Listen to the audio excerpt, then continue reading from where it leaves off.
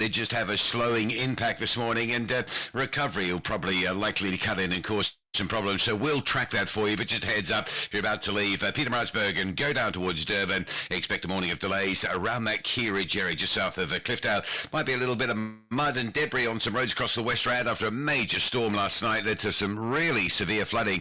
Vilfred Park, Vilkaheerville, that sort of area. Honeydew is particularly badly hit with it as well, so just take it nice and easy across those parts of Joburg. This morning, R21, we'll keep an eye on that. Pretoria down to the airport. The roadworks there by the engine one stop have been causing some delays recently in the morning peak time trip towards the airport. And Cape Town, it is a city that's just getting busier. We say this, particularly Mitchell's Plain and Strandfontein, those routes have been backing up since around 5:30 this morning. R300 going north, Vel to Freerden Road, up towards Philippi, Baden-Powell and Spine Road. Both of those routes through to Strandfontein from Mitchell's Plain already clogged and backlogging as well. Also, just picking up some delays on Stellenbosch Arterial, moving through Belhar, some queuing pressure down towards Robert Sobukwe Road Junction. Rob Byrne, SAFM Traffic. A very good morning to you. In your SFM sports headlines, we'll look at the cricket action where New Zealand overpowered the Proteas to make the Champions Trophy final. And in soccer action, Orlando Pirates had a 1-0 away win over Chippa United. All the details around 6:30.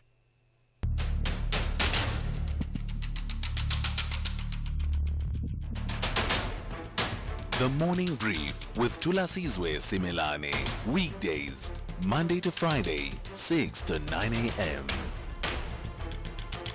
The Morning Brief with Thulasizwe Simelane. Weekdays, Monday to Friday, 6 to 9 a.m. Today is Thursday, the 6th of March, 2025. It's just gone 8 minutes after 6. Good morning and welcome to it, the Thursday edition of the Morning Brief here on SAFM. I'm Thulasizwe Simelane and I'm here to deliver your morning brief. Come, let us spend the next 3 hours together informing and engaging each other and sharpening each other's perspectives on the key issues of the day. Here's what's coming up on the show over the next 3 hours. In some of the strongest rhetoric from China since Donald Trump returned to the U.S. presidency, Beijing has hit out at Washington saying, and I quote here, "If war is what the U.S. wants, be it a tariff war, a trade war, or any other type of war, we are ready to fight till the end," end quote. The chilling warning came as China retaliated to Trump's imposition of up to 20% tariffs on all Chinese imports into the United States. And that retaliation came by way of China slapping U.S. agricultural products with between 10 to 15% within that range in terms of the tariffs. So it also came as you'll know that Beijing's leaders are gathered for the annual National People's Congress. In an extraordinary turn of events, this message was first communicated via the social media handles of China in Washington. So the embassy in Washington first tweeted this out, and then there was the foreign ministry's statement, which echoed exactly the same kind of words. You know how coordinated China is in terms of its messaging internationally. So that message being delivered by an embassy was no coincidence. It always was orchestrated and meant to communicate its message to Washington. So within the next few minutes, I'll be in conversation with Professor Martin Jacques. He's the author of the global bestseller, When China Rules the World. And he'll join me for our international focus, and that's coming up at about 6:20 this morning. He's also a visiting professor at the Institute of Modern International Relations at Tsinghua University. So I look forward to that conversation because it does feel like, there's a bit of an escalation in as far as that relationship between the United States and China is concerned. Then I'll tell you the story. Bring Zimbabweans home. Life in South Africa is unbearable. That's the urgent plea from the Zimbabwean Exemption Permit Holders Association, ZEPA. calling on the Zimbabwean government to help facilitate a voluntary return program for some Zimbabweans who are in South Africa. In a memorandum to the Zimbabwean ambassador in this country, ZEPA warns that Zimbabweans are now forced to take legal action just to do basic things such as accessing hospitals, schools, universities, or even when they travel on roads and at workplaces. There's a bit of litigation because the situation has become unbearable, according to the Zimbabwe Exemption Permit Holders Association. So at about 6:45 this morning, I'll be in conversation with Advocate Simba Chitando.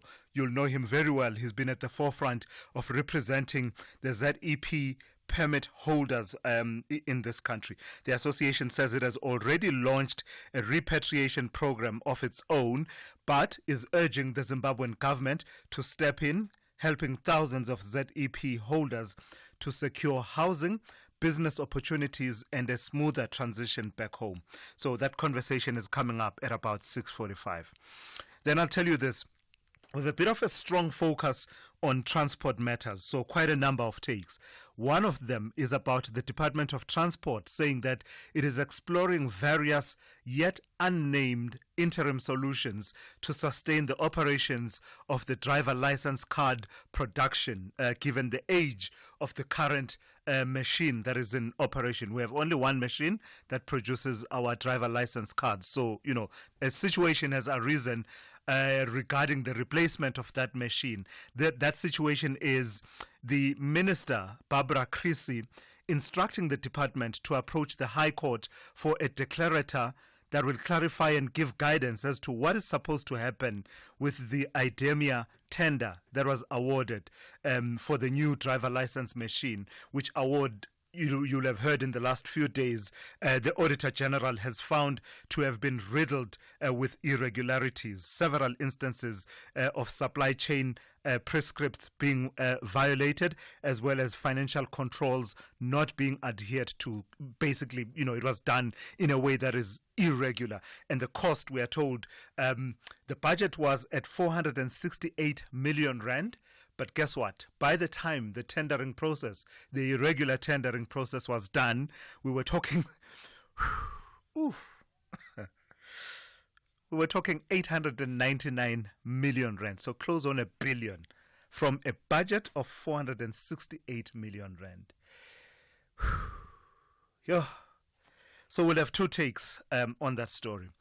At 7:20, Outers Wayne Duvenage, and then at about 25 minutes to 9 thereabouts, the Minister Barbara Creasy will talk to us. Speaking then of transport matters, let me throw in this one as well very quickly. Have you seen the TikTok challenge? That is hashtag Broken Taxi Chronicles. Whew. And also that is quite a situation.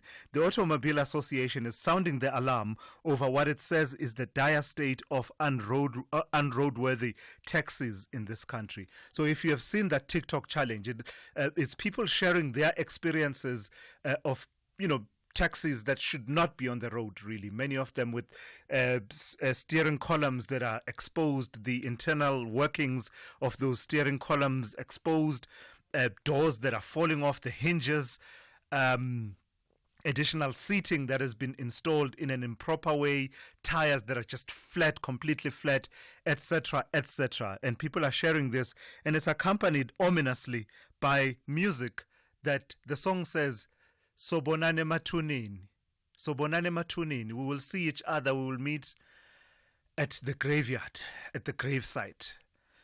So, it just tells you how ominous that is, the full-on implications. In typical South African fashion, we try to, infuse a bit of humor in it, but this is a gravely serious situation, and the Automobile Association is raising the alarm around that. A bit of activism on the part of South Africans, it must be said, to highlight this plight that they face daily when they use public transportation. So Eleanor Mavimbela of the Automobile Association will speak to me at about 10 to 8. But I also would want to hear your own hashtag Broken Taxi Chronicles.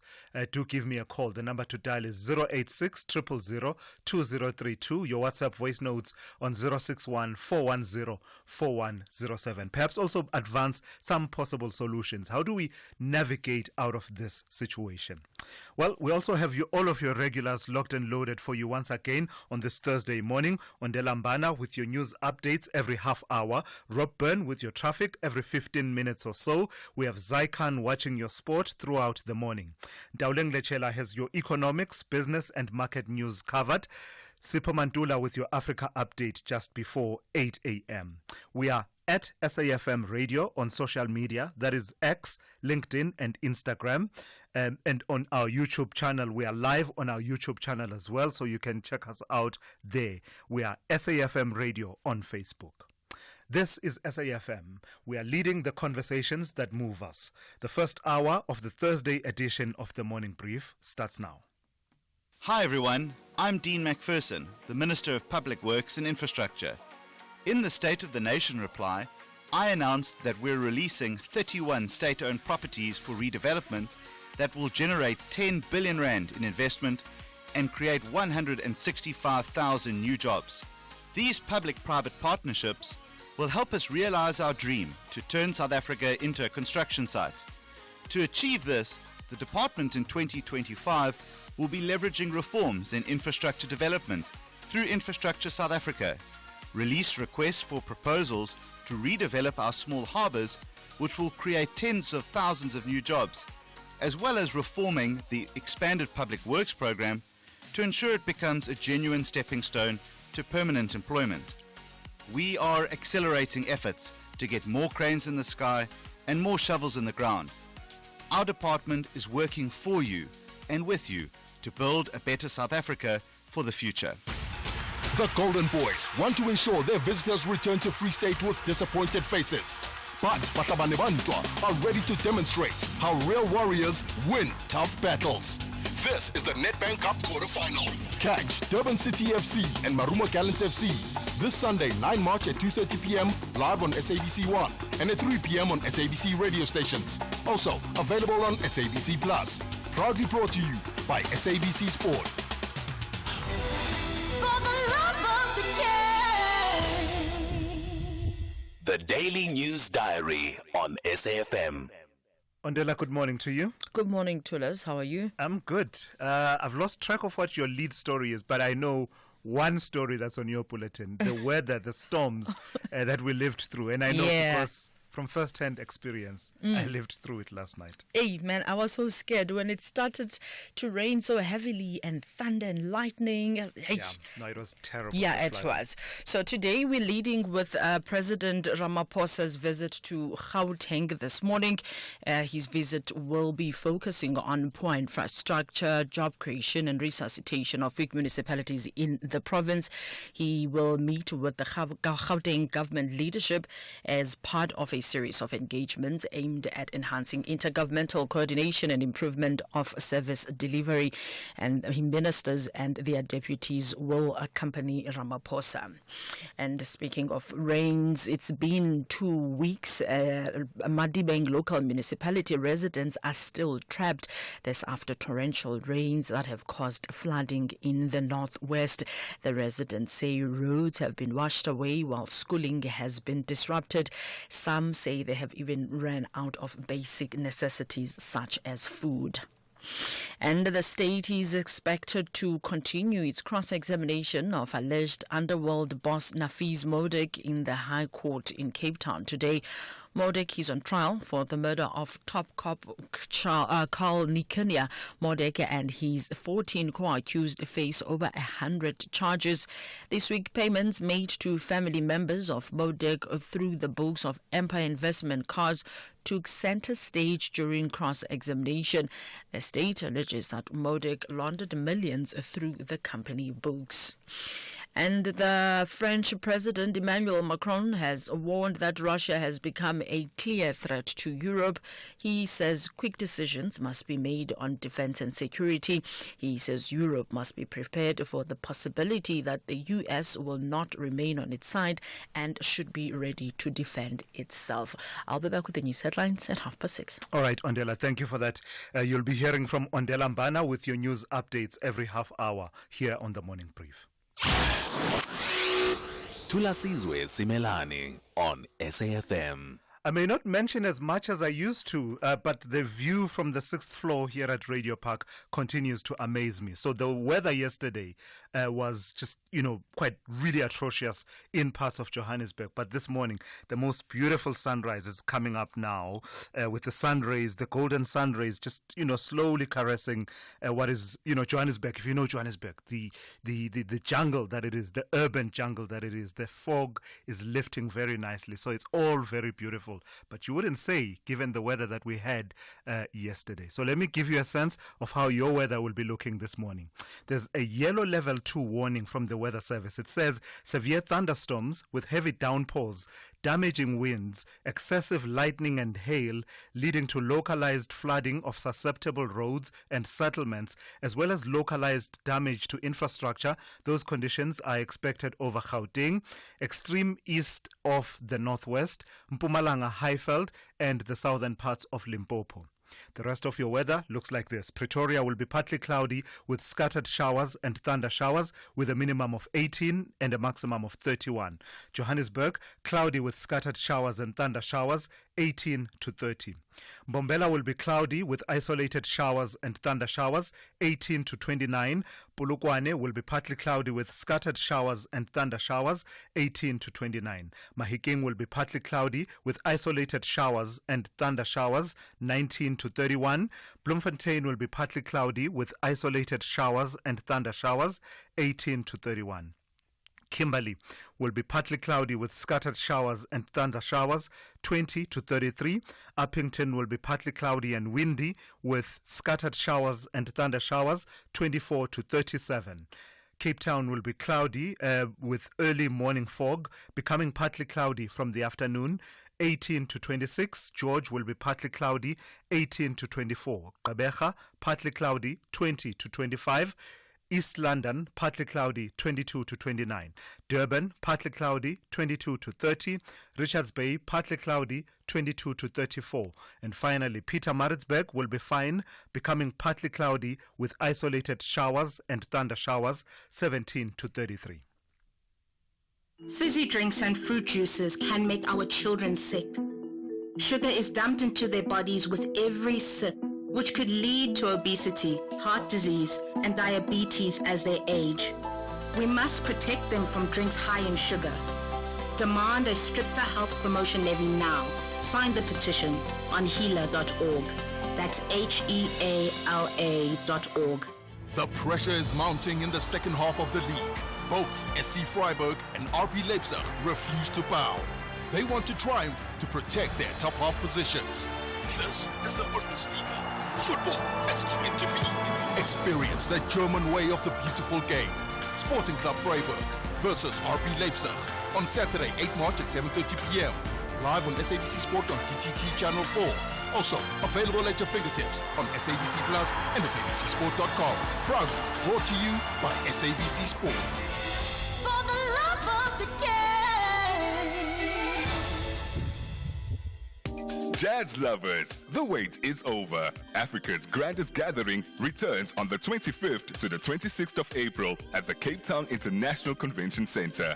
Experience 2 nights of soul-stirring jazz, electrifying collaborations, and over 30 world-class artists across 4 iconic stages. Don't miss this unforgettable musical experience. Get your tickets now at ticketmaster.co.za. Brought to you by Independent Media, proud media partner of the Cape Town International Jazz Festival. Worldview Update, bringing you closer to international or global news. 25 minutes after 6. In some of the strongest rhetoric from China since Donald Trump returned to the U.S. presidency, Beijing has hit out at Washington saying, and I quote here, if war is what the U.S. wants, be it a tariff war, a trade war, or any other type of war, we are ready to fight till the end. End quote.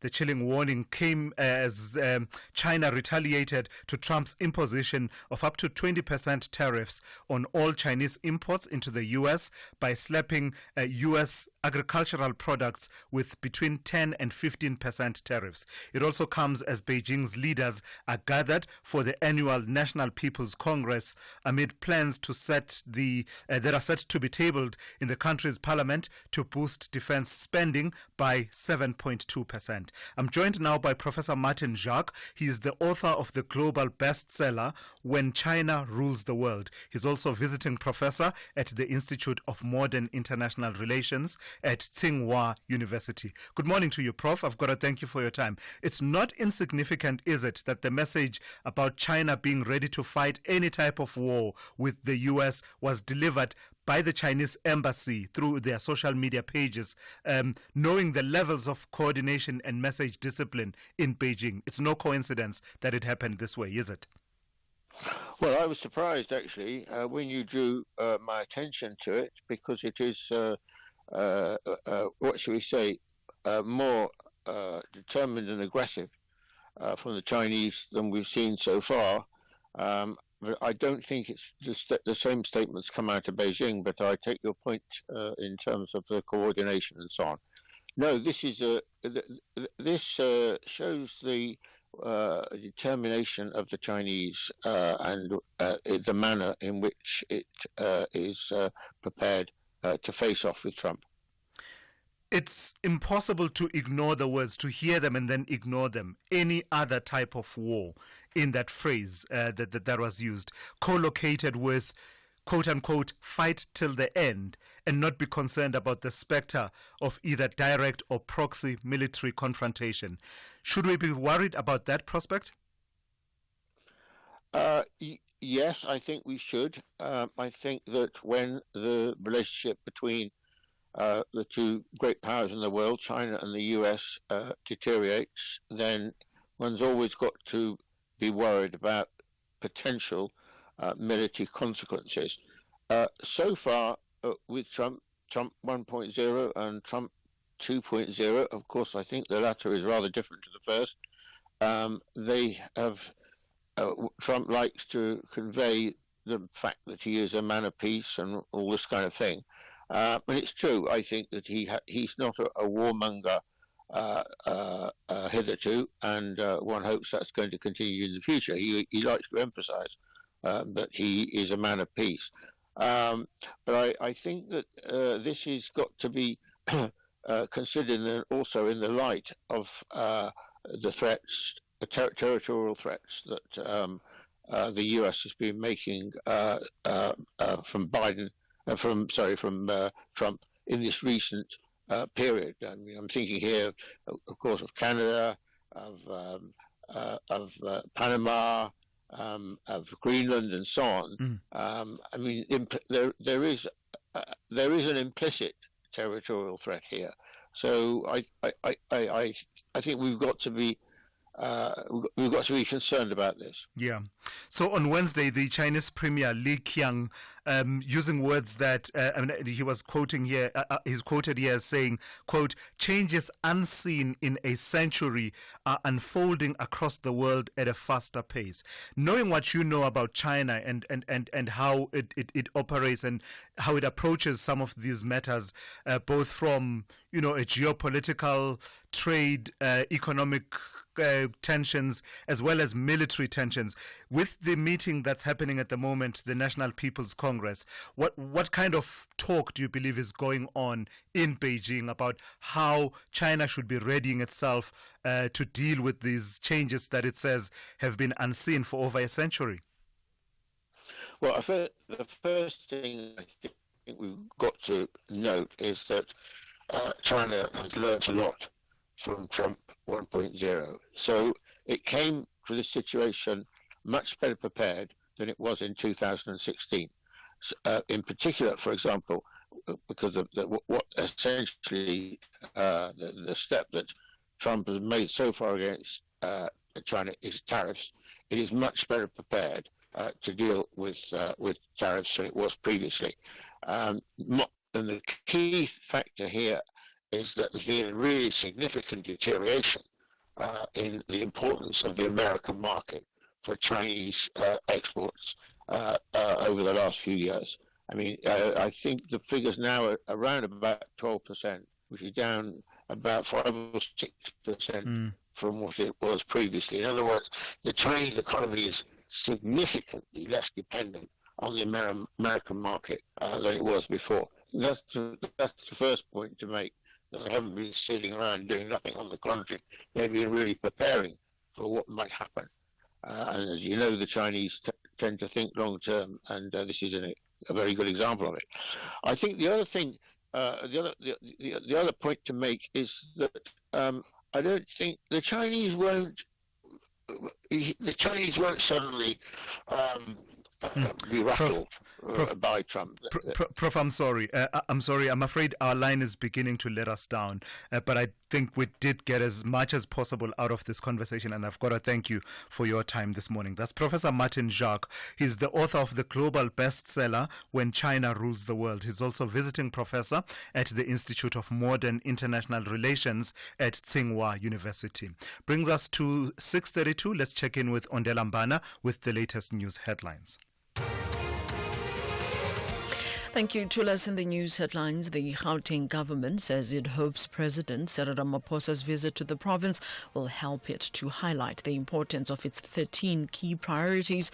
They include fighting crime, creating jobs and fixing roads.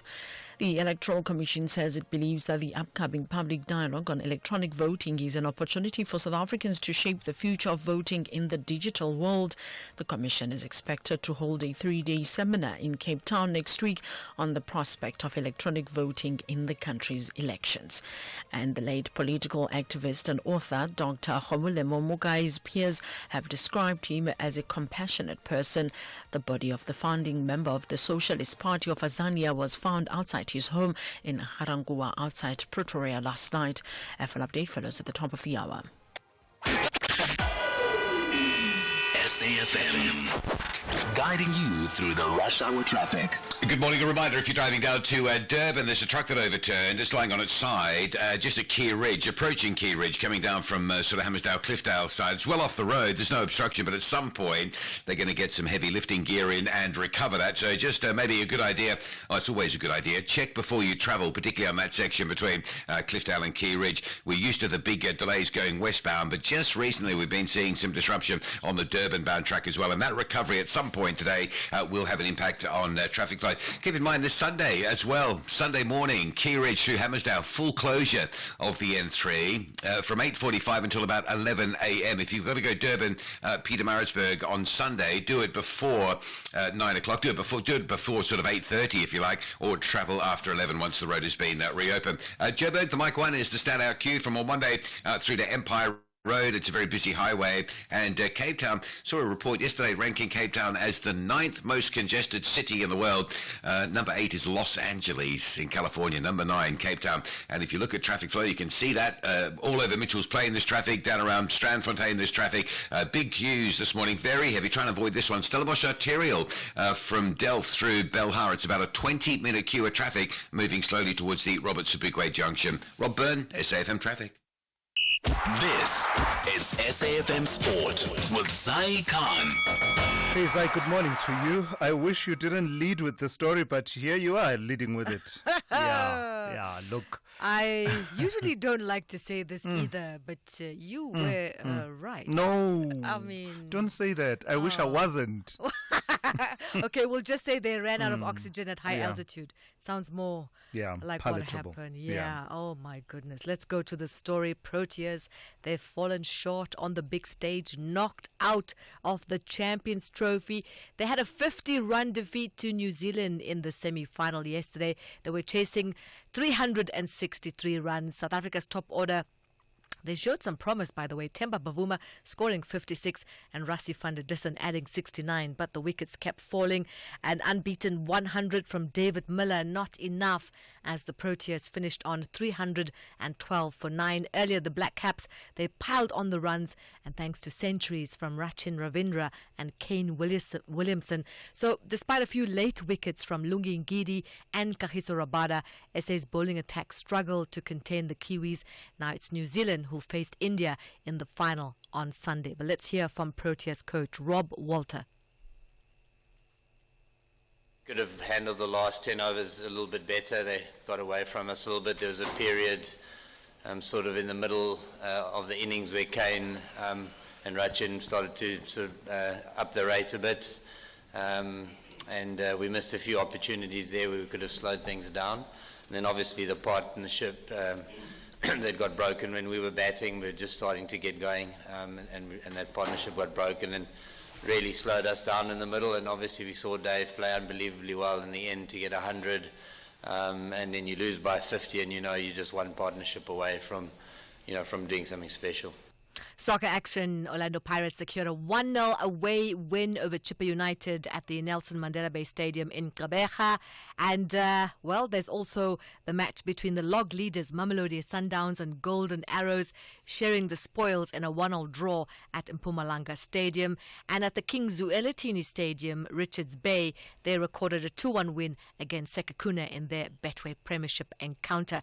Elsewhere, Lautaro Martinez scored a landmark goal as Inter Milan took a commanding 2-0 lead against Feyenoord in their first leg of the Champions League last 16 tie. And Liverpool, they had a smash-and-grab win, beating Paris Saint-Germain 1-0 in the first leg of their Champions League encounter. And other results quickly for you. You got Bayern Munich 3, Bayer Leverkusen 0, and Benfica losing to Barcelona 1-0. Looking at this story, EFC matchmaker Graham Cartmel has acknowledged the iconic status of Igu Cabeza, who now holds the special featherweight and lightweight title in the EFC matchmaker game.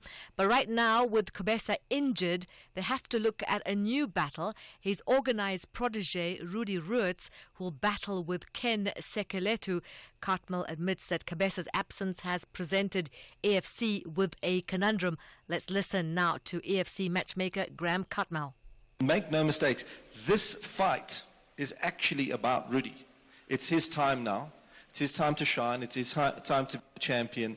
And in many ways, this moniker of interim, it's sitting there, but I don't think that it's something that's going to haunt his career, because we're going to get through it in a way that I think if he defends, there might be a way to work through the Igu Cabeza title holder. Maybe he moves to bantamweight at some stage. Who knows?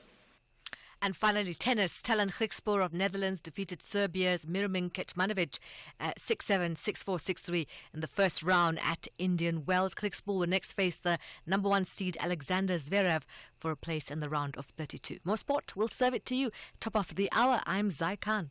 The Business Update on SAFM. Good morning to you, Ndao Ling. I knew it. I knew this was right up your alley. You are the target market. Tell me about Prada, reportedly in talks to acquire Versace. Morning, Tulas. But I always have my eye on the luxury market. Of course. So in M&A activity, Prada reportedly in talks to acquire the Versace fashion brand from US-based Capri Holdings for about 1.5 billion euros. Now, a potential deal could be reached this month, although negotiations may still fall through as they are ongoing. Now, if successful, the acquisition would return Versace to Italian ownership and expand Prada's presence in the luxury market, positioning it to compete more with the biggest luxury group LVMH. Now, Versace has struggled in recent years, with Capri reporting a 15% decline in Versace revenues to $193 million in the final quarter of 2024. The brand is expected to incur losses this financial year and only break even in the next. The potential sale would represent a loss for Capri, which acquired Versace for about $2.1 billion in 2018. Prada has already completed initial due diligence and has access to Versace's latest financial and sales figures. And then tell me about Woolies clothing in particular. You're saying that they've taken the shine away from what's otherwise an upbeat showing from the food business.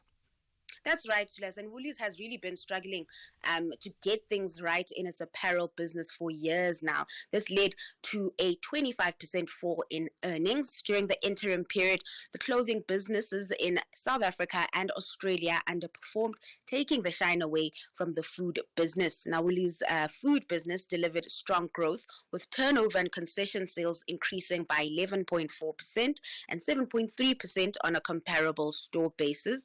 Online sales through Woolies Dash, its on-demand offering, grew by 49.2% for the period.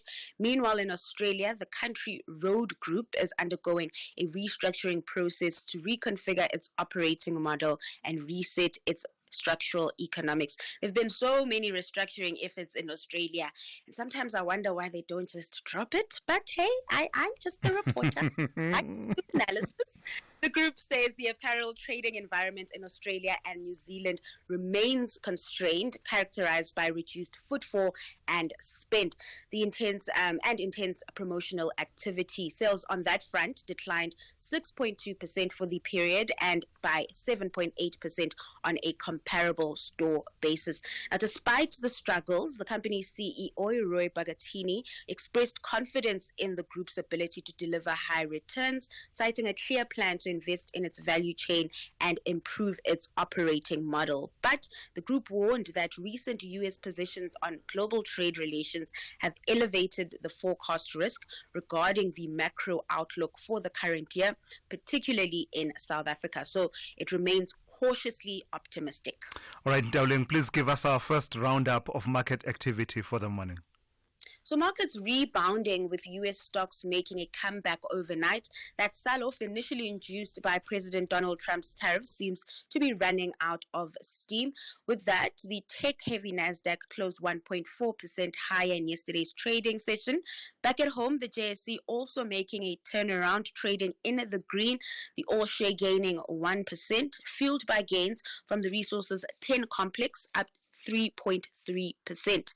The local unit also caught up in that upbeat mood, upbeat momentum, sitting at 18.30 to the dollar from highs of about 18.48 yesterday morning. Then over in Asia, stocks also trading higher as risk returns following reports that Trump will relax some of his tariff regulations. That's Ntawuleng Lichela there with the first of our three updates on business, economics and the markets. Catch more of Ntawuleng's insights in the second hour, coming up just after 7:30 here on the Morning Brief. The Golden Boys want to ensure their visitors return to Free State with disappointed faces. But Batabane Bantwa are ready to demonstrate how real warriors win tough battles. This is the Nedbank Cup quarter-final. Catch Durban City FC and Marumo Gallants FC this Sunday, 9 March at 2:30 p.m. live on SABC 1 and at 3 p.m. on SABC radio stations. Also available on SABC Plus. Proudly brought to you by SABC Sport. For the love of the game. Big stories of the day. Hashtag the Morning Brief. 17 minutes to 7. Bring Zimbabweans home. Life in South Africa is unbearable. That's the urgent plea from the Zimbabwe Exemption Permit Holders Association, ZEPA, calling on the Zimbabwean government to help facilitate a voluntary return program. In a memorandum to the Zimbabwean ambassador in South Africa, ZEPA warns that Zimbabweans are now forced to take legal action just to access hospitals, schools, universities, or when they travel on roads and at workplaces, outlining difficulties that they face in various instances in the workplace. So let's speak to Advocate Simba Chitando, who represents the ZEP Permit Holders Association. Good morning to you, and thank you for your time. What prompted this memorandum to the Zimbabwean government? Morning. Greetings to your viewers, or rather your listeners. Yes, we had various interactions with the structures within ZEPA. ZEPA is an organization that has its members throughout the country in various industry, various forms of employment. And at the end of last year, we received feedback from them on the challenges that we're facing. Having received those challenges, we had a meeting with the ambassador on the 4th of December last year.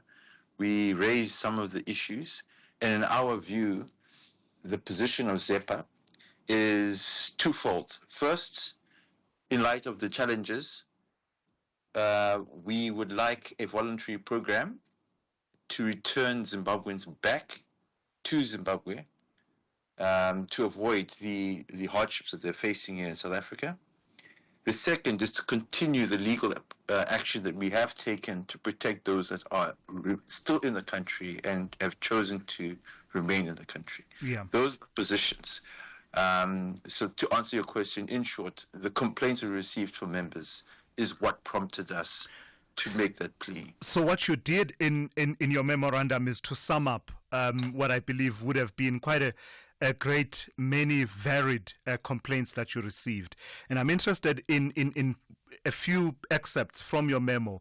One says many South Africans believe that Zimbabweans are helpless ZANU-PF victims, useful only for their highly sought after, cheap, efficient and trustworthy labor. The other part, you talk about the black population in South Africa blaming Zimbabweans for taking jobs, homes, medical services and economic opportunities. Does that capture the sentiment of the people that you were hearing from before you came to this position that you need to petition for this voluntary return program?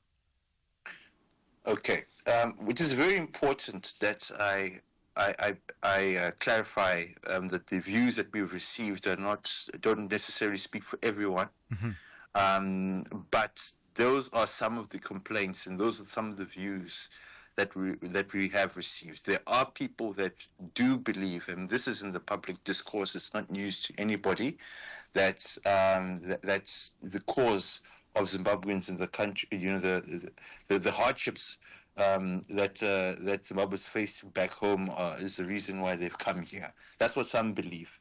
Others don't believe that. Others believe in sanctions. Whatever the reasons for them to be in South Africa, economic reasons, whatever those are, the cause of those, depending on which side of the political divide you fall on, may be your justification. But the most important thing is those that are here are facing hardship. And the hardship that has been identified, the difficulties on the roads, the difficulties in the schools, the difficulties at the places of employment, the hospitals, bank accounts being closed. I was involved in a lot of legal matters in regards to closure of Zimbabwean bank accounts and having them reopened. Those hardships have prompted ZEP holders to seek one of two solutions. The first, the return back to Zimbabwe, where they could avoid these challenges. The second, the legal action for those who want to stay in the country to protect them. So those are our two briefs. So there are people that believe in what I've just said, what you've just read out. Yeah. So what do you want the Zimbabwean government to do, and what is their attitude at first approach? At your first approach? Okay, that's a very good question. Well, the memorandum was sent to our government, through to the ambassador who represents the government here in South Africa. We have had interactions with them, ongoing. We had a meeting on the 4th of December, and there are still interactions. It's important that there are still interactions with our governments that are about to take place through our ambassador. So we're waiting for those interactions and those meetings to take place. But generally, historically, the Zimbabwean government has always been prepared to facilitate the return of Zimbabweans in South Africa. There was, I'm sure you may well be aware of this, a mapping exercise that was taken up, that was initiated by the Zimbabwean government. I think it was in 2022. And there have been initiatives, and I think because in 2022 the litigation, the ZEP litigation was ongoing, there was, there may not have been as much reception, and there was people pensive at that stage. It was a very tense time in both countries. So, Lastly, Advocate Chitando, you'll face, and I'm anticipating here, you are likely going to face criticism that will suggest that you are being ungrateful, given that the ZEP dispensation was always a special dispensation and was never meant to be a lasting and final alternative to the ordinary pathways to visas and residence in South Africa, and that it has afforded many Zimbabweans the opportunity to work and settle and earn a livelihood in South Africa. And your approach now it evinces a sense of being ungrateful. What would you say to that criticism? What I would say to that criticism is that human rights is universal. It is not an issue that an issue that one should ever apologize for, or something that anyone should feel grateful for. That's the first. I'm a lawyer by training, and the law is the law. The law provides every citizen, whether you are a citizen of South Africa or a foreign national, with fundamental human rights. And in defense of those human rights, nobody should ever apologize for that. The ZEP holders have, and many foreign nationals have, contributed significantly to the South African economy. It is not for free. They have given, and can be calculated, several millions of rands in the fees that has been required from them. They have built a huge amount of South Africa's, contributed a huge amount of South Africa's gross domestic product, and continue to do so. And their skills are fundamental to the South African economy. We know that, we've seen that, and that'll be my response to them. All right, I've got to thank you for your time this morning. That's Advocate Simba Chitando, who represents the ZEP Permit Holders Association. SAFM, guiding you through the rush hour traffic. Good morning. Fairly heavy around Pretoria today. Got big queues on the Mopori Highway from Theo Martins. No gaps all the way to Esky and Pathlelly Drive. A little bit further north, Vanderboom Pass, Vanderboom Junction. Both of those routes looking quite heavy as well on your way to Pretoria. And Roger Dyerson coming around from the industrial side. Very heavy down towards the R101 junction. The R21 from Pretoria to the airport queuing this morning. It used to be an afternoon queue, but this week we've sort of seen it queuing up in the mornings as well. Clayville through Tembisa down to the works near the NGen services there. Coming into Joburg from Crossmere, that is slow through the roadworks just north of the NGen services, and some new sort of traffic lights out this morning. Easterhout as you come out of Rampark Ridge towards Randburg, lights there at Rampark Drive are out, so that's heavy. Vic Copperton Church is down as well, so from North Riding up to Four Ways, that's all quite heavily backed as well. Durban, the Higginson Highway leaving Chatsworth, very heavy pressure out towards the N2 Highway, a little bit worse than it normally is. And Cape Town Highway is jam-packed, the M5 inbound already queuing from Southfield and Parkwood. That's a big pile-up of traffic all the way up towards the N2 Highway. M3 is back beyond Constantia towards Paradise Road, and a lot of pressure out of Mitchell's Plain, the M7 R300 as you line up towards Samora Michelle, and a crash right in the middle of Mitchell's Plain in the middle of the roadworks, in fact on AZ Berman at Highlands Drive, causing some additional delays there as well. Rob Byrne, SAFM Traffic. Are you looking for the best spectacle and sunglass deal? At Specsavers, get a free pair of branded prescription sunglasses up to 3,200 Rand. Affordable eye care, Specsavers. T's and C's apply. Honey, what are you doing? I'm stretching for tonight. I thought you're not dancing at bachelorette parties anymore. Baby, we need the money to put Johnny through matric mos. And what's the police uniform for? The clients feel safer when I wear it. No, man, just sell your bucky to We Buy Cars. They give the best prices and they pay you within minutes. Okay, but can I just go and dance one more time, please? You know how much I love it. No, the buyer's already on his way here. Wow, okay. Strapped for cash? Just sell your vehicle to We Buy Cars. The easiest way to sell your car by far. Day 15. Location undisclosed. Mood, brave. Music, Eye of the Tiger. Dear Diary, it's been 2 weeks of epic challenges against some of the most memorable and epic Survivor contestants. I have endured some harsh weather conditions, unbelievable drama, and these fire tokens have given me and the other contestants a second chance to stay in the game. Food. I feast on the defeat of my enemies. Vumi over there is busy planning and scheming, thinking that he can get me off the island. Never mind though.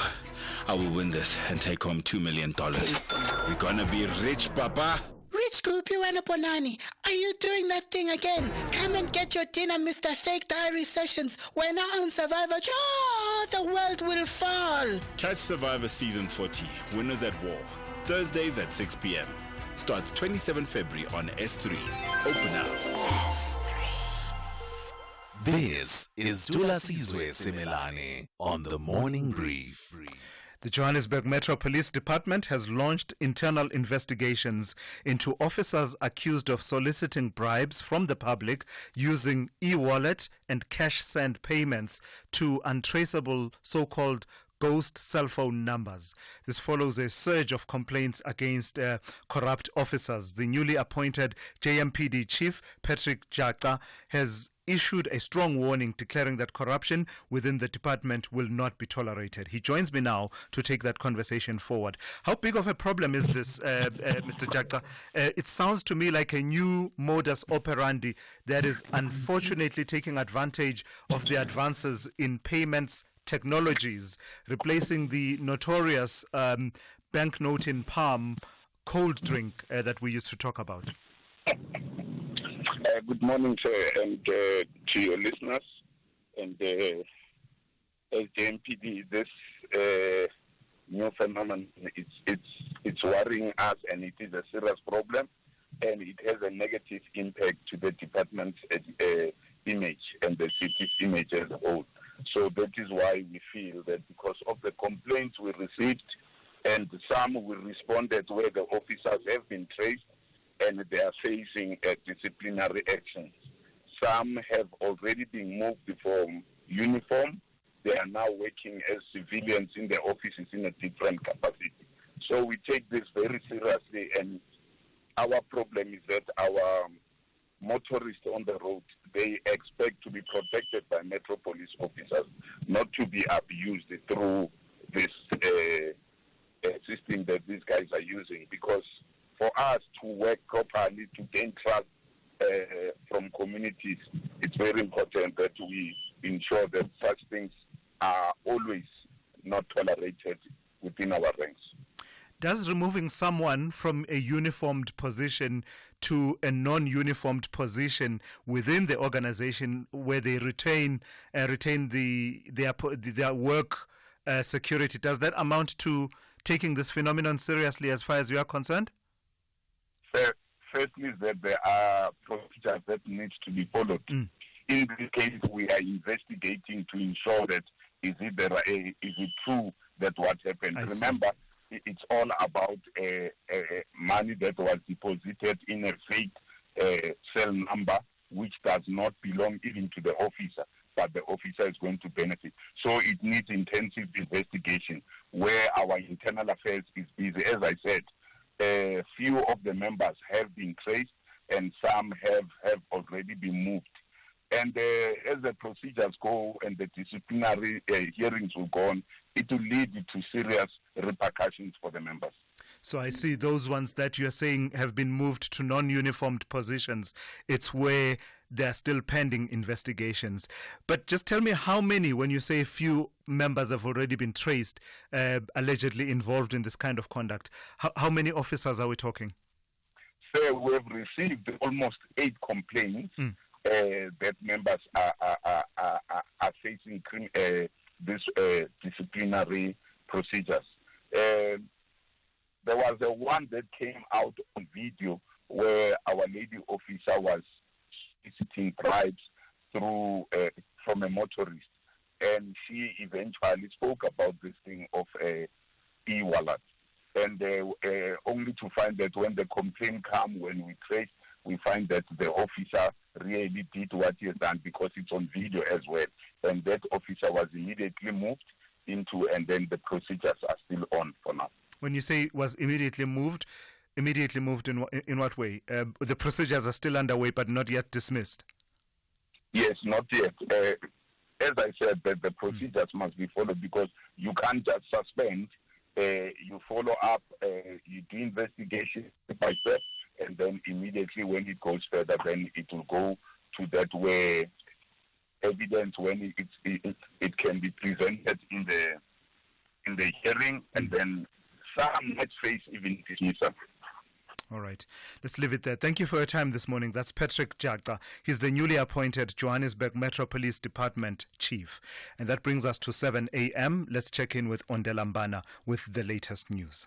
Outsurance will go out of their way to try and save you money on your car insurance. If they can't, ask for 500 Rand. SMS out to 30754. Now that's good news.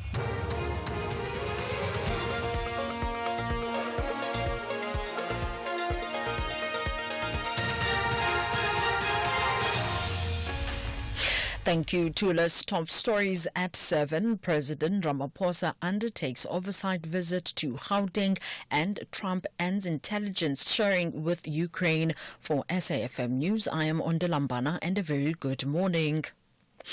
The Gauteng government says it hopes President Cyril Ramaphosa's visit to the province will help it to highlight the importance of its 13 key priorities. They include fighting crime, creating jobs and fixing roads. Ramaphosa will visit the province this morning. He will meet the Gauteng government leadership as part of a series of engagements aimed at enhancing intergovernmental coordination and improvement of the delivery of basic services. This is in line with the priorities of the 7th administration. Ministers and their deputies will accompany Ramaphosa. Provincial government spokesperson Vuyo Maga. Actually, we're quite pleased that the president will be visiting us after he had visited Mpumalanga. Obviously, we just finished our State of the Province address. There were about 13 issues that the Premier spoke about. On top of that agenda is the issue of water. So we'll hope that the conversation will obviously involve that, the issue of infrastructure. That is really affecting the province. Of course, because we're in Gauteng, the issue of investment is a very important issue, together with the issue of jobs. That how then do we get that support from the national government to work with us? Part of that meeting, we're obviously hoping that we'll discuss a lot more around how do we assist the municipalities going forward. The Electoral Commission says it believes that the upcoming public dialogue on electronic voting is an opportunity for South Africans to shape the future of voting in the digital world. The Commission is expected to hold a 3-day seminar in Cape Town next week on the prospect of electronic voting in the country's elections. The e-voting conference comes as ahead of the local government elections late next year or in early 2027. Representatives of the blind community and academics are among those expected to attend the seminar. The Commission's Chief Executive Officer is Simon Mabolo. It is important to indicate that this seminar will be launching a discussion document on electronic voting. No decision has yet been made to implement electronic voting, yet we find it necessary to have a national conversation about the subject. The discussion document that will be launched will include some of the following components: the country review of electronic voting, including those countries using voting station-based technologies, as well as those who are using internet voting. We think this is a significant opportunity for South Africans to shape the future of voting in the digital world. The Northern Cape Legislature will spend 2.5 million rand on this year's State of the Province address. It is a slight decrease from last year's 3 million rand. Premier Zamani Sol will deliver the address today at the Mita Seperere Convention Centre in Kimberley.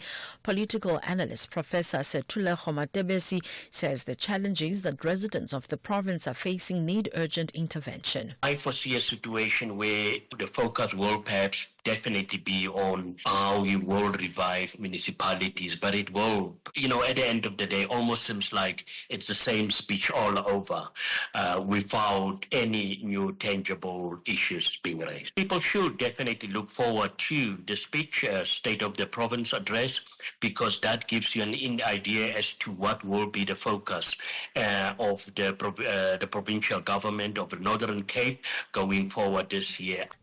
The late political activist and author Dr. Khomule Mugai's peers have described him as a compassionate person. The body of the founding member of the Socialist Party of Azania was found outside his home in Garankuwa outside Pretoria last night. Mugai was also the party's Secretary General. The party's co-founder Libon Mabasa says Mugai's death is a huge loss to the Black consciousness movement. It's extremely painful, because he was one of the finest people we had in the movement. He had the brains, he had the humor, he had the humanity which all of us are seeking. His mind was extremely sharp, and he believed in the freedom of his people.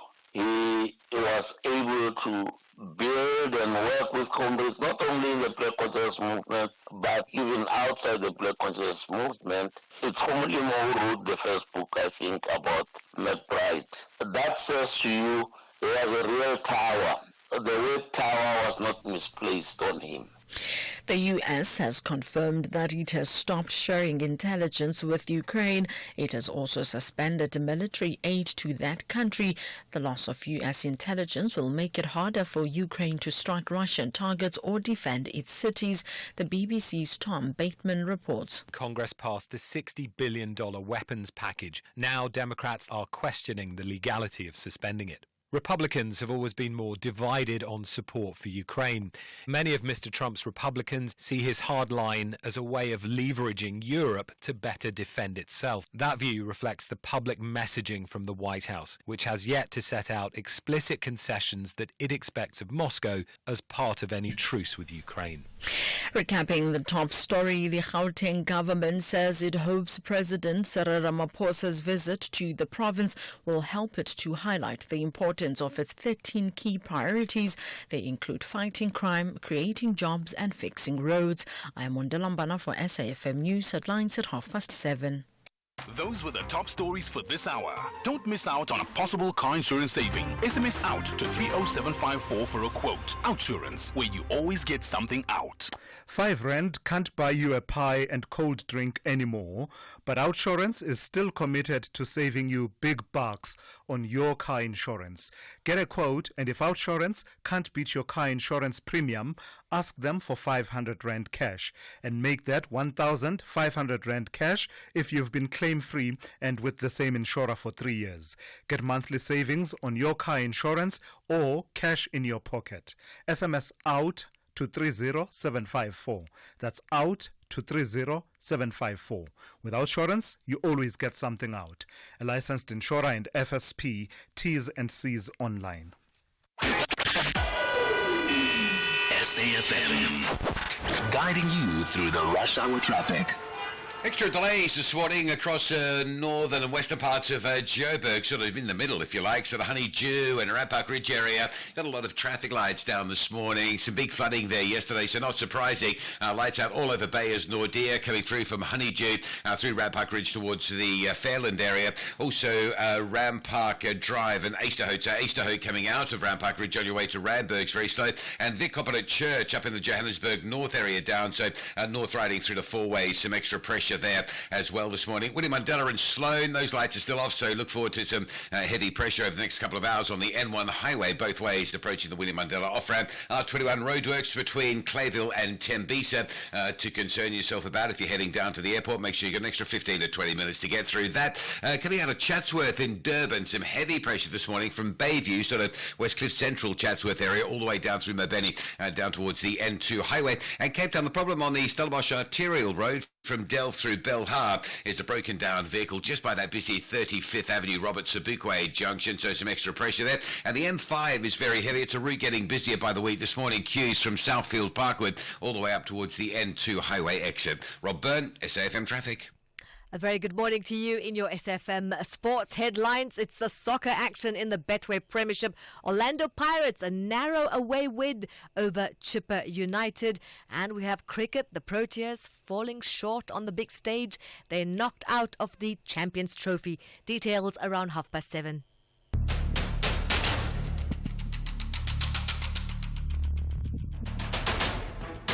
The Morning Brief with Thulasizwe Simelane.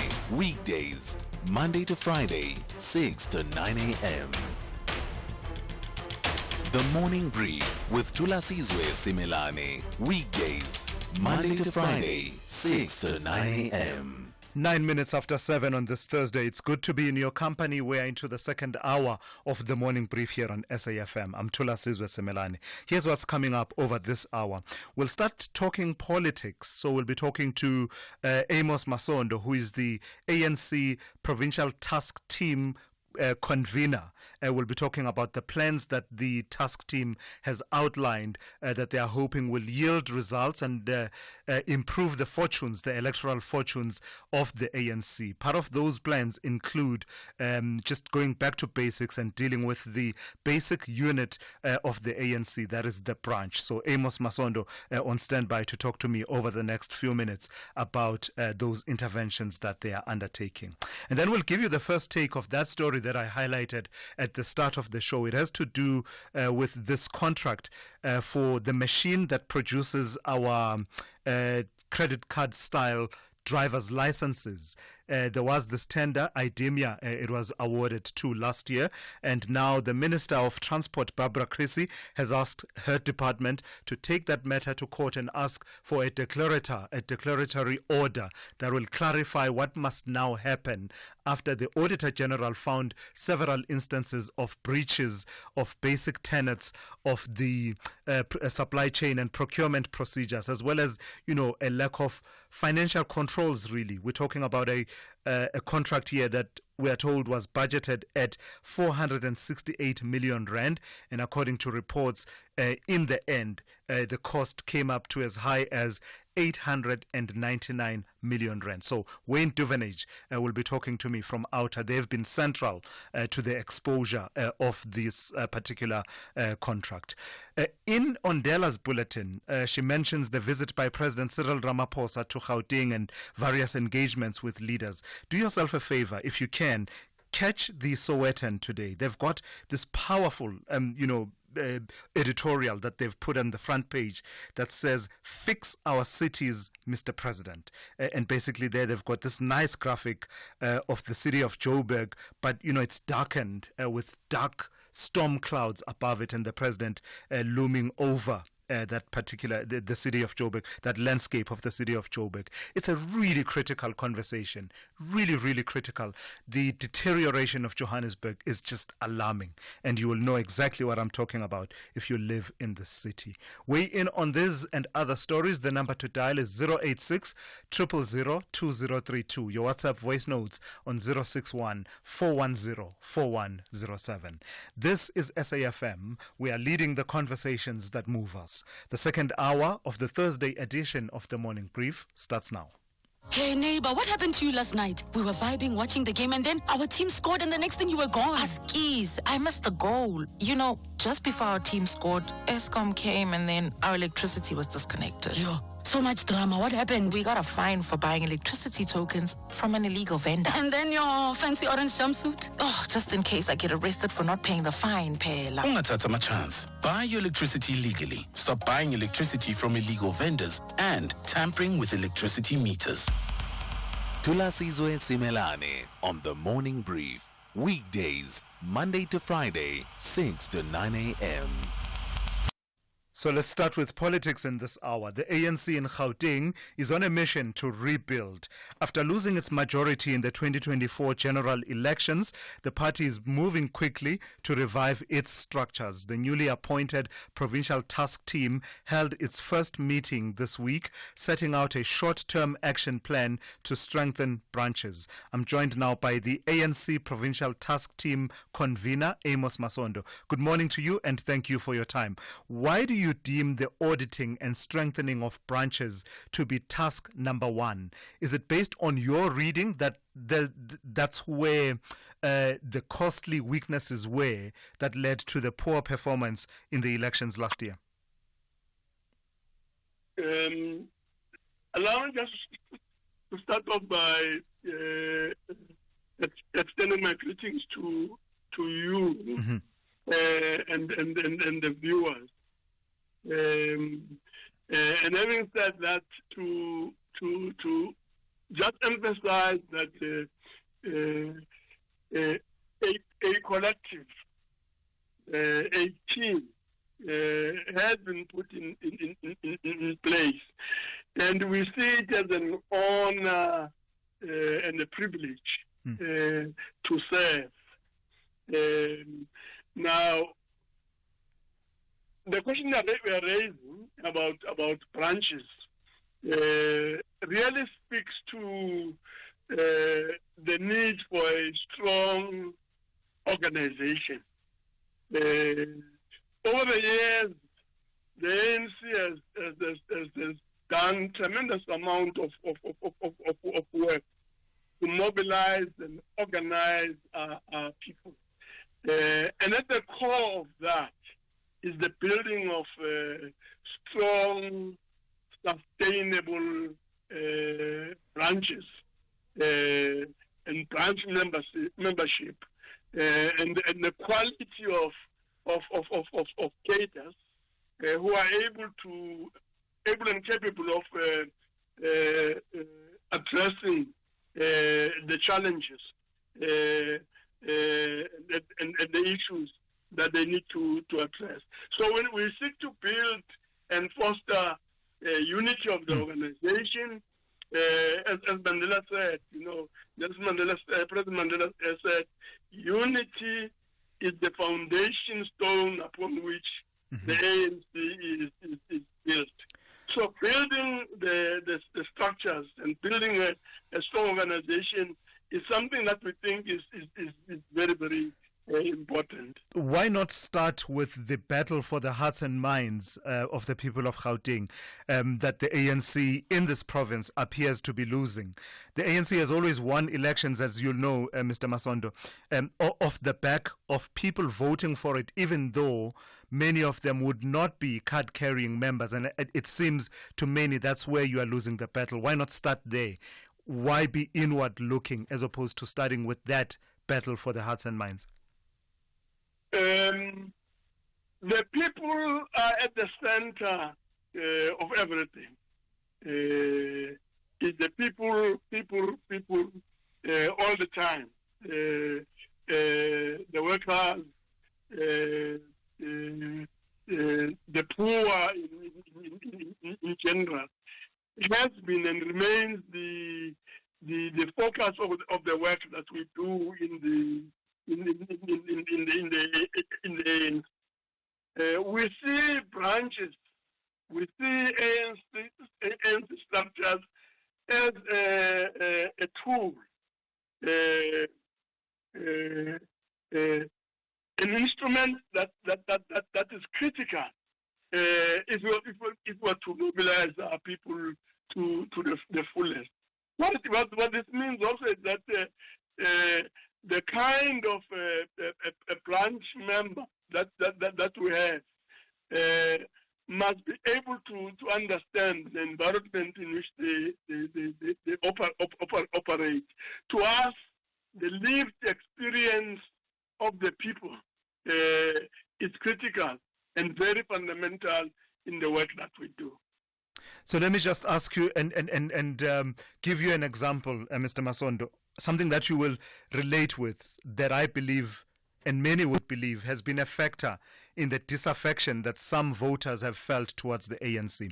The state of the city of Johannesburg, you used to be mayor in this city. When you look at it, and I know that there have been many changes, including other parties running it, but the critical periods have seen the ANC at the forefront, including right now with an ANC mayor, Dada Morero, who is reported to have told News 24 that people should not expect any major improvements in the situation with about 2 years to go in his tenure, but acknowledging that there are problems. When you look at the city of Joburg, are you proud of the record of the ANC in running the city and bringing it to where it is today? Is this the world-class African city that you spoke of many years ago? No, thank you very much for that question. I just want first to say that the mayor and the team are battling along. And indeed, the issues that face them are difficult and complex. But I remain optimistic and positive. The world-class African city ideal remains the focus. There are many difficulties and challenges. But I remain positive, and I'm sure that if we put on the kind of attention and effort, we will be able to overcome the situation. The issues are difficult. Running cities is not an easy task, and there are many cities that have faced similar situations before. If you talk London, New York, Paris, you talk Kampala. I guess, Mr. Masondo, part of what I'm suggesting to you is the disconnect that many Gauteng and particularly Joburg residents feel between their plight and the attitude of the leaders. Take, for example, the recent outrage, you will have seen it, around the suggestion by the mayor, Dada Morero, that there will be a special dispensation ahead of the G20 such that certain routes would be fixed and potholes would be fixed and traffic lights would be working. They would make sure that those traffic lights on those routes are working. Many residents in Johannesburg, in Gauteng, are angry because they feel that this is a leadership that is disconnected to the people and their plight. And I'm suggesting to you that that is where your problem is as the ANC, and you're not saying enough about that. No. Let's start first by saying that Mayor Dada Morero did correct a wrong perception that was created in what was covered in the media. I'm sure you know that yourself. But secondly, we do encourage all the time that there should be renewal. Not just in thinking, but in what we do on a day-to-day basis. So I'm convinced that we're on the right path. We'll build a strong organization. We'll mobilize our people. We'll humble ourselves in front of them. And indeed, the people are never wrong. What we need on our part is to ensure that we adjust accordingly and build on the good work that the ANC has done over the years. All right, let's leave it there. Thank you for your time this morning. That's Amos Masondo. He's the ANC Gauteng Provincial Task Team convener. In a moment, I'll be in conversation with the convener of the task team in KwaZulu-Natal, Mr. Jeff Gadebe, who is on standby. The pressure is mounting in the second half of the league. Both SC Freiburg and RB Leipzig refuse to bow. They want to triumph to protect their top half positions. This is the Bundesliga. Football as it's meant to be. Experience the German way of the beautiful game. Sporting Club Freiburg versus RB Leipzig on Saturday, 8 March at 7:30 p.m. Live on SABC Sport on DTT Channel 4. Also available at your fingertips on SABC Plus and SABCSport.com. Proudly brought to you by SABC Sport. For the love of the game. Big stories of the day. Hashtag the morning brief. All right, let's take the conversation forward. Then the other task team you will know that has been appointed by the ANC is to lead the organization's renewal in KwaZulu-Natal, where it suffered the same fate in as far as the elections are concerned, really a poor performance. And let's welcome Jeff Gadebe, who is the provincial convener of that task team. Good morning to you, and thank you for your time this morning. So on your side, it really was blood on the floor as far as the elections and the performance was concerned in KwaZulu-Natal. What are your immediate plans that you've identified and priorities around turning the situation around for the ANC in the province? Good morning, Thulasizwe and all your listeners of SAFM. We, the new leadership of the ANC in KwaZulu-Natal, have been given marching orders by the National Executive Committee of the ANC to turn the situation around. As we've just pointed out, 17% is a catastrophe. It's a reflection that the ANC has lost the confidence of the people in KwaZulu-Natal. We are on ground zero. Our immediate task is to ensure that we rebuild, we renew the ANC in KwaZulu-Natal, root and branch, brick by brick. We have already agreed on a program of action which I call a battle plan to make sure that those that have been deployed by the ANC in KwaZulu-Natal, in the government of provincial unity and in municipalities are held to account, not only to us as leaders, but to account to the communities.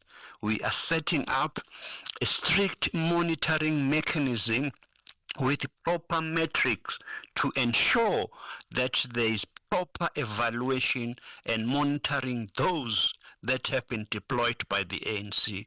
So I'm very satisfied.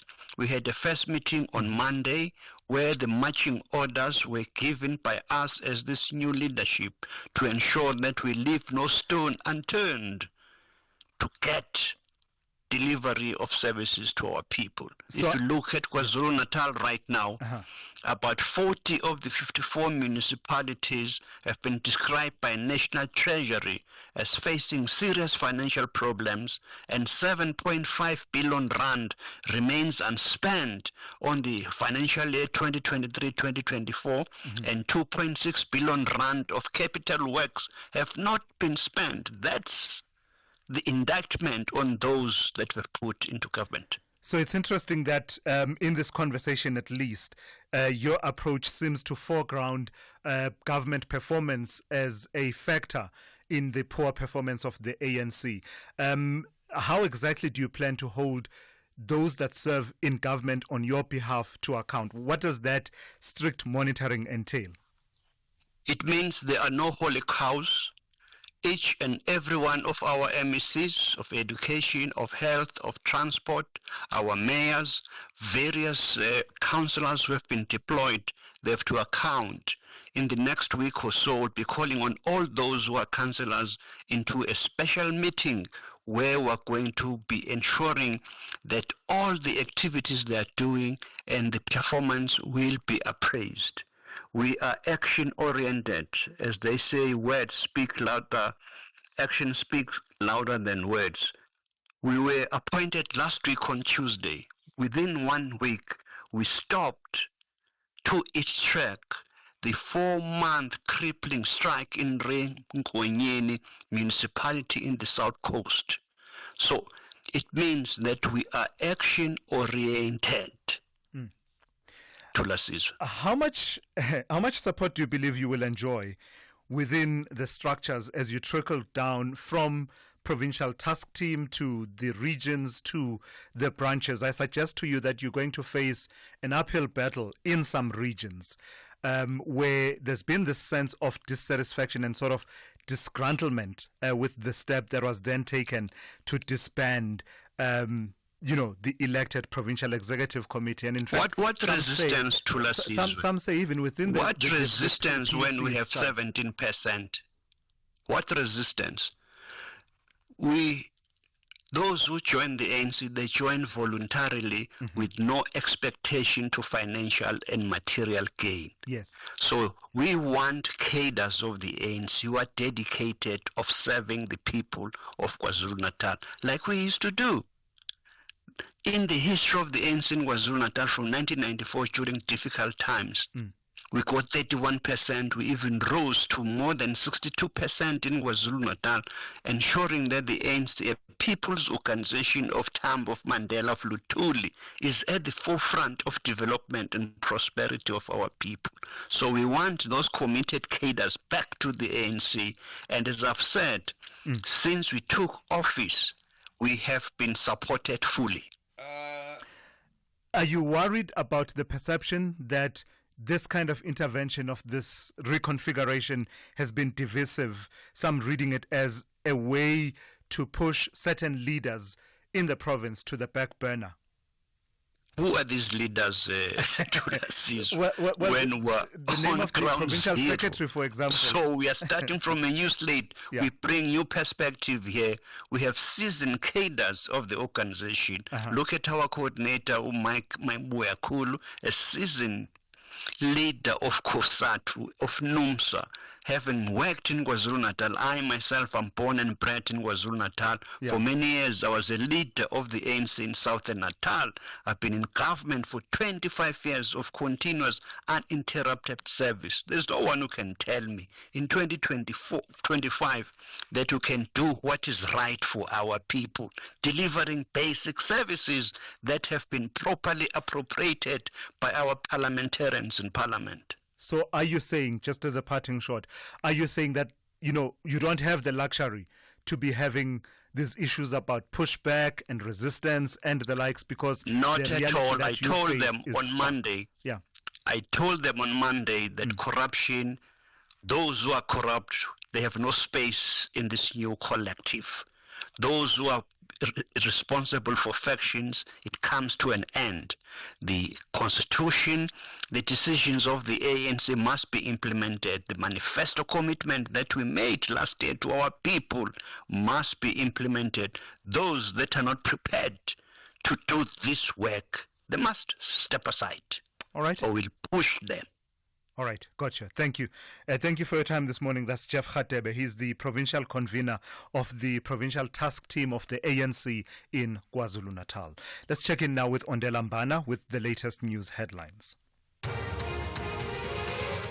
Thank you, Tulas. In the news headlines, the National Union of Metal Workers of South Africa will today march to the office of Tshwane Mayor Dr. Nasiphi Moya. The Gauteng government says it hopes President Cyril Ramaphosa's visit to the province will help it to highlight the importance of 13 key priorities. They include fighting crime, creating jobs and fixing roads. And 2 people have been killed and 29 others injured in a Russian missile attack on a hotel in the central Ukrainian city of Kryvyi, President Volodymyr Zelensky's hometown. A full update follows at the top of the hour. SAFM, guiding you through the rush hour traffic. Good morning. Here's some breaking news. KZN, another cash in transit heist. This one just north of Tuba, and there is some queuing pressure both directions into that scene. So between Shlui and Tuba, no point travelling on that section of the N2 just yet. And given these cash in transit heist incidents, they take about 6 or 7 hours to investigate, get the forensics in there, get all the evidence they need. So it's going to be a very busy rest of the morning, possibly into the early part of the afternoon on the N2 Shlui Tuba. But just factor that into your travel considerations, particularly and especially if you're driving trucks, a big volume of trucks on that N2.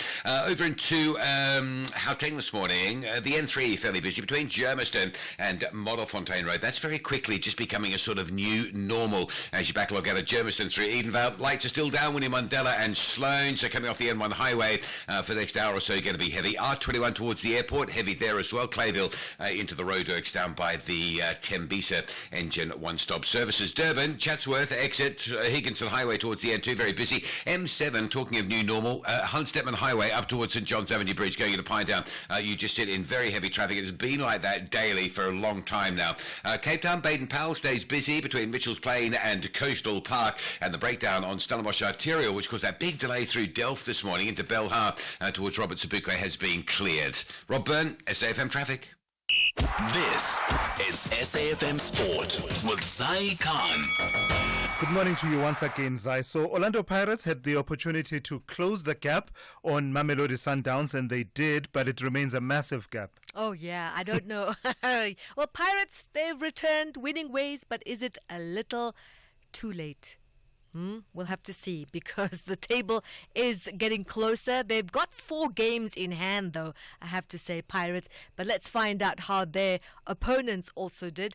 Pirates 1-0 was their away win over Chippa United, Nelson Mandela Bay Stadium in Gqeberha last night. The Buccaneers secured the victory thanks to a goal in the first half injury time by Nkosinathi Sibisi, and the result saw them remain in second place, closing the gap to 16 points to Mamelodi Sundowns with 4 games in hand. As for the Chile boys, 9th loss in 19 league matches this season, and it sees them remain in 9th place, 6 points off the top half of the table. And in what feels like 2 points lost for the reigning Betway Premiership champions, log leaders Mamelodi Sundowns and Golden Arrows shared the spoils in a 1-1 draw at the Mpumalanga Stadium. Miguel Cardoso's men remain at the summit of the table with 55 points from 21 matches, while Arrows are 11th with 21 points from 17 games. Let's hear from Miguel Cardoso. I think we did enough goals to win the match. I think we scored 4 goals today, yeah? So I think we did enough to win the match. The boys will lift because they have strength for it. I just wanted to make it clear that in normal conditions, we'll be champions. In abnormal conditions, we'll be champions again. Let's go to the Kings Welitini Stadium, where Richards Bay recorded a 2-1 win against Sekhukhune United in their encounter as they look to avoid the drop this season. Cape Town City avoided a 5th successive Betway Premiership defeat. They drew 1-1 with TS Galaxy at the Athlone Stadium last night, and SuperSport United and AmaZulu played out to a 0-0 stalemate in their match at the Lucas Moripe Stadium. Elsewhere, we saw Inter Milan taking a 2-0 lead against Feyenoord in the first leg of their Champions League last 16 tie, and Liverpool had a 1-0 win against Paris Saint-Germain in the first leg of their Champions League round of 16 tie. Cricket, the Proteas once again falling short on the big stage. They're knocked out of the Champions Trophy after a 50-run defeat to New Zealand in the semi-finals, chasing a massive 363 runs. The Proteas finished on 312 for 9. It's now New Zealand who face India in the final. That's on Sunday. And let's go to the story of Formula One. Puma and Ferrari marked 2 decades of partnership at Maranello's iconic building, and it had F1 stars Lewis Hamilton and Charles Leclerc both in attendance. Hamilton is chasing an 8th World Drivers' Championship, and making his Ferrari race debut in Australia had this to say. No, but I feel excited. I feel we're as best prepared as we could be given the short space of time that I've had. There's still things to learn, but I'm just excited to get going. I love racing, and so all the other stuff is stuff I love less. Racing is what I love. Being at Melbourne, it's going to be very reminiscent of my first Grand Prix there. And finally, Eastern Province Athletics President Sticklich has confirmed that the organisation will elect a new board in September, 5 months after Athletics South Africa concludes its own election. He says that the Eastern Province Athletics do not require permission from ASA to decide when to hold their elections. No, why? You can have elections in the province anytime you like. But there's nothing that says you've got to have your elections before or after ASA. It's got nothing to do with that. Elections in the province has got zero to do with elections at the end. Nothing. And that's a wrap of the Morning Brief Sport. We'll have more at the top of the hour. I'm Zai Khan. The Business Update on SAFM.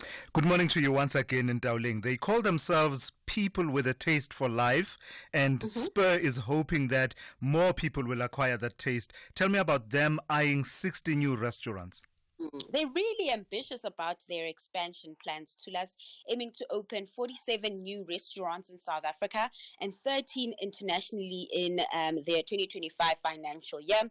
The move is part of the group's strategic growth initiative, which focuses on increasing its footprint in both local and international markets.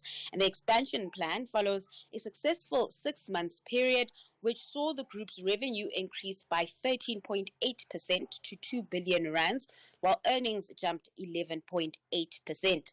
Company CEO Val Nijas says despite mounting pressure on consumers' disposable income, it continued to focus on attracting customers into restaurants with its distinct value proposition, which also allowed it to gain market share. Now, Spur Corporation's existing portfolio includes 726 restaurants across 15 countries, with brands such as Spur, Panarottis, John Dory's, and Rocco Mamas. The group says the expansion strategy is expected to further bolster its presence in the global restaurant industry. And then in an unrelated field, tell me about cash build, posting growth. You're saying this has come despite a challenging operating environment. Unrelated field, but we can see through both results what consumers are actually spending their money on. So they were able to record stable financial performance for the 6 months period ended December, despite a challenging macro and trading environment. Revenue increased by 5%, while earnings rose by 4%. And the building materials retailer said it managed to eke out gains through cost-cutting measures. Now, despite the macroeconomic picture somewhat improving in South Africa, Cash Build says that has not yet been reflected in its results. The CEO, Werner de Jager, says that the consumer is still under pressure, choosing to buy smaller items like tiles or decorative items. The pickup in sales for structural products like cement and bricks has been slow, which he says is reflective of a downbeat building activity. Now, there were expectations that the group would benefit from the two-part system withdrawals, but this wasn't the case. De Jager says the group did not experience a pickup in sales towards the end of the year, saying the withdrawals had not directly benefited the building retail subsector. As he says, consumers appeared to be using the funds to perhaps settle debt and cover essential expenses rather than discretionary spending. Now, despite some of these challenges, the group says it's cautiously optimistic. I think a lot of companies are cautiously optimistic in this period, and they're cautiously optimistic about their prospects moving forward with its expansion plans. Or rather, it says it's cautiously optimistic moving forward, and it's pegging its growth on its expansion plans. A chunk of its capex will go towards opening smaller stores and refurbishing existing ones. Yeah, lastly, Ntauleng, please give us another roundup of market activity here at home and elsewhere in the world. Kicking things off in Asia, markets trading firmly in the green as tariff reprieve boosts sentiment. With that, the Hong Kong Hang Seng is up close to 3% this morning. In Wall Street, futures flat, just below the flat line. While there's some relief coming through, investors are still worried about the impact these tariffs will have on the global economy. Then bringing it back home, the JSE closing yesterday's trading session higher, with the All Share gaining over 1%. The Rand also making gains this hour on the back of a softer dollar. It's currently sitting at 18.29 to the greenback. All right, thank you for that. That's Ntauleng Lechela. Catch one more of her updates just after 8:30, wherein she'll be giving you a preview of the kind of day you can expect in the markets. Africa Update on SAFM. Let's say good morning to Sipho Mantula Raz. Let's start in Mozambique. Tell me about the Mozambican police shooting at Mondlane, Venancio Mondlane's caravan. What's that about? Tulas, remember yesterday, Jambo African is the testimony to the listeners. Remember, Tulas, yesterday there was supposed to be a signing of political parties and the government of Mozambique under Frelimo. Now, Venancio yesterday had what you called a walkabout around that same area, around Julius Nyerere Avenue in the capital city, and there was a shootout between the police and some of his supporters. And some of his members are even injured, and his whereabouts are also unknown. As we know that this was, one can say, a protest against what was going to take place at Joachimo Chisano Conference Center yesterday afternoon, where there was supposed to be a signing of that pact dealing with the state reforms, political dialogue, and to end the post-election crisis. So one can think that it is a battle now between Venancio with this new party that he has formed against the government of Mozambique. And I said to you yesterday that the situation around Sudan, particularly as it relates to governance of the country, confuses me. Yesterday you were talking about the rapid support forces and their parallel government. Today you're talking about the military leader, talking about a roadmap for constitutional transition. Tulasi, this is already showing that there are two centers of power in Khartoum, that General Abdel Fattah Burhan, he was in Cairo. He was in Cairo on these issues around the Middle East. But he had to mention this issue of Sudan, of this potential roadmap of constitutional transition, the elections, but also facilitating what he has said is a national dialogue with the civil society in Sudan. He wants to appoint a civilian prime minister. We don't know it will be the same like what they did under the then prime minister Hamdok. And now here what we see, it is the issue of two centers of power, contesting for this seat in Khartoum, others in Kenya, others in Cairo. And at the same time, as you know, Sudan, in that meeting, has confirmed that they will give their support to the people of Palestine, despite that they are still, going through a lot since 2023 until now. In Guinea-Bissau, that contention and wrangling continues around the term of office of the president and its implications for the upcoming election in November. President Umaru Sissoco Embalo say, I'll be a candidate for my own succession. We've never had like that before, where a person already saying that I will contest for this second term only in November 2025. There has been contestation around the end of his presidential term. Others saying that ended last month in February, but the court saying it is end of September. Hence, he has pushed for the date for 30th of November. We know that this is a man who survived 2 military coups in the last 3 years, but he still insists of even contesting power. I mentioned even at some point he went to Moscow to engage on political, economic and security ties with Russia in terms of what is happening in the geopolitics. But it seems Embalo, as you have said, I'll be a candidate for my own succession. And we are saying it's Ghana at 68, but the realities of marking this milestone in 2025 have hit, and the government of Ghana is responding to that. As you know, many people will say there will be a pompous celebration. You'll have many people at the Black Star Square of 1957, where all happened on this day, that the government of Ghana under President Mahama have taken that decision to celebrate at the seat of government at the Jubilee House, where you'll have 500 people compared to 3,600 that we had previously and they are pushing what you can say the digital media. People who might follow it through the TV, radio, social media platforms of the presidency and of the government agencies in Ghana. This is what we call a law celebration. It's the same like the former president of Tanzania, President Magufuli, the late, who spoke about celebration of these days, how they should also look at the coffers of the state. Yeah, the economic realities being factored into that celebration. So speaking of that then, Sipho, take me to your historical archives. 6 March 1957. We know that it was it was on this day when Ghana, the then Gold Coast, was liberated from its colonial occupier Britain. And when they were putting their new flag to us on this day, we know that flag is red, gold, and black, which red signified those who have died for the independence of Ghana.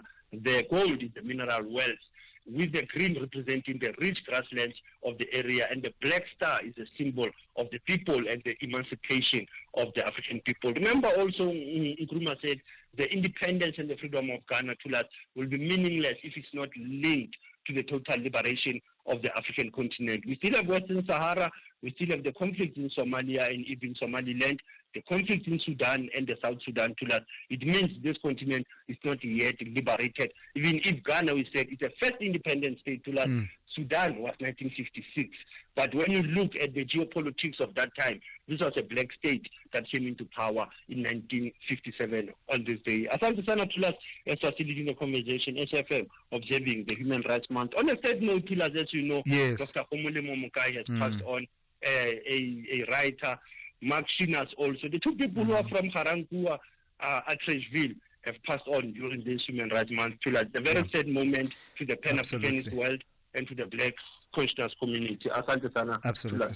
Thank you for that. That's Sipho Mantula there with your Africa update here on the Morning Brief.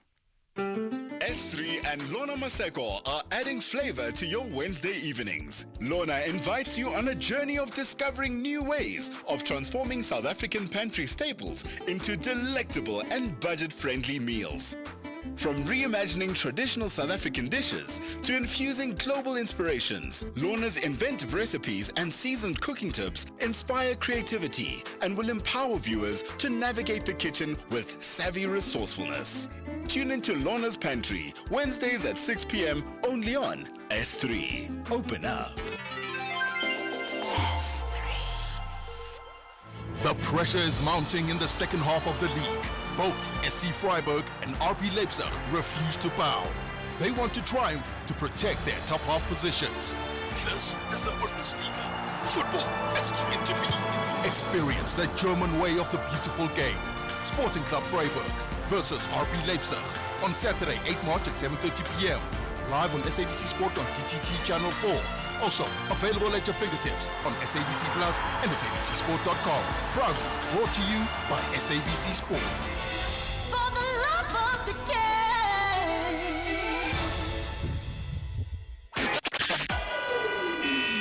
SAFM, guiding you through the rush hour traffic. If you're coming out of Pretoria for the flight at OR Tambo International this morning, about a 20-minute delay to get between Clayville and Tembisa. It's into the roadworks just before you get to the Bobsfontein exit, so don't get caught short there. Make sure you know about it, and you've got that extra time to get through. N1 north and south to the William Mandela off-ramp at four-way, slow go. It will be, while those traffic lights at William Mandela and Sloane remain off at peak time, even with pointsmen there. William Mandela backs up over the bridge towards Bryson. That's what keeps the traffic heavy on the N1 approaching the off-ramps. Also some lights down this morning on William Mandela at Stirling, just south of the Santon Drive junction, so that's quite heavy. And before you even get to that, there's quite a backlog of traffic into Hurlingham as well. So the upshot of that, between Four Ways and Santon, there's traffic all over William Mandela this morning. The new normal is the M3 between Germiston and Edenvale, jam-packed again on the run-up through Galilee. It's just pure pressure traffic through there.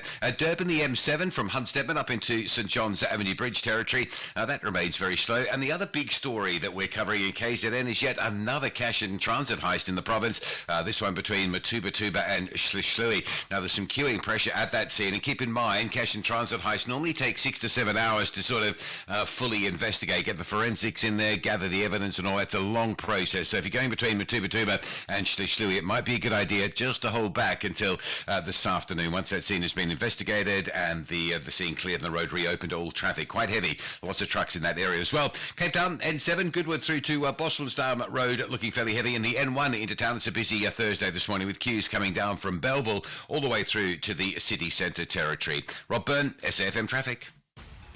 The Golden Boys want to ensure their visitors return to Free State with disappointed faces.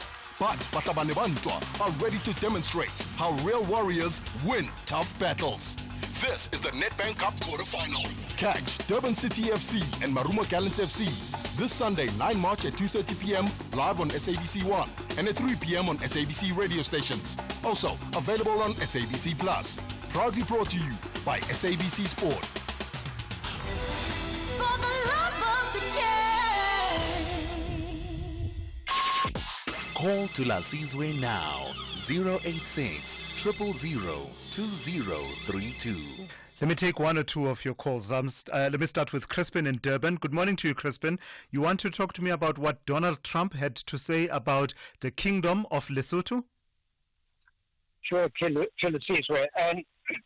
But I'm actually not entirely opposed to everything that Trump says he's wanting to do, like ending the wars the Democrats have launched everywhere. Well, that's great. But I don't know if it's struck people yet just how hugely incompetent and ignorant that administration is. When you made those comments about Lesotho, first of all, it reveals the complete racism, and black people are there. They know entirely where Lesotho is, what it is, and then he said nobody's ever heard of it. In other words, none of us white people have heard of it. Like, that's really stupid and ignorant and says so much. But secondly, all of the Republicans present laughed at this. Yep. Like, it's a celebration of ignorance and stupidity. These guys are not competent to have so much power in the world. We've got to understand that. That's what makes them so dangerous. They do not know what they're doing. They do not understand history at all. I mean, for Donald Trump to say anything about South Africa when he clearly doesn't know anything about it is really troubling. Yeah, thank you for that, Crispin. And I did see someone jokingly saying that when he looks at the map and realizes that the country of Lesotho is entirely enveloped within South Africa, that might just escalate the conversation. But also at the same time, I saw someone sharing that interesting that he says no one has ever heard of Lesotho when Starlink is in the process of applying for some kind of licensing in the Kingdom of Lesotho, which the government of Lesotho is considering at the moment. So the man right next to him there, Elon Musk, knows exactly where Lesotho is. Martin in Limpopo, good morning to you. You want to talk to me about the interview I had earlier on with Mr. Jeff Khateb? Yes, Thulas. I want to say as a comment that I wish all the progressive forces in South Africa, or the progressive-minded parties and groups in South Africa, can now begin to look at the national interest. Like if the ANC is building itself, one of the questions that they must ask themselves is, what contribution are they going to make for the good of South Africans? The same with all other parties, because just like you're seeing, geopolitically things are changing. And if we find ourselves fragmented in that way, we are likely to respond to the challenges that people like Trump and them are going to be posing, because we'll be looking at these petty little things, petty things that seek to define us and not the national interest. So I so wish that the ANC can be better organized, MKP can be better organized, EFF can be better organized, and to some extent the Democratic Alliance, because I see a glimpse of some progress in them. So that when we are faced with international issues, we are able to respond like the Canadians did. Gotcha. When all the Canadians said, we can't take this, in the national interest, we're not going to take this lying down. Gotcha. Martin, thank you for that. I guess the message there, stronger together, is the message from Martin there. Maxwell in Tshwane, good morning. You want to talk about the conversation we had earlier on about the representatives of the Zimbabwe permit holders saying that the government there in Zimbabwe should help them facilitate a repatriation of some Zimbabweans from South Africa. Absolutely, Thulas, and good morning to you and the listeners. Thulas, I've never seen ungrateful people like that representative who represent the Zimbabwean people. I'm not saying that all of them are ungrateful. Yes. They are working here. They have everything here in the country. Why is he using the government of Zimbabwe to build them houses? What's special of them for them to be here in the first place? Because they should have been in Zimbabwe in the first place for their government to make sure that they deliver. He must also check the number of Zimbabweans, people that are in jail in this country. Why are in jail at the moment? I think has been ungrateful. You cannot criticize the country that is feeding you, the country that is housing you, as if South Africa is such a bad country. If South Africa was so bad and the Zimbabweans were living under hardship while others are working in this country, they should go back to Zimbabwe in that situation. We need to tell the truth in sometimes to protect this country. All right, Maxwell, thank you for that.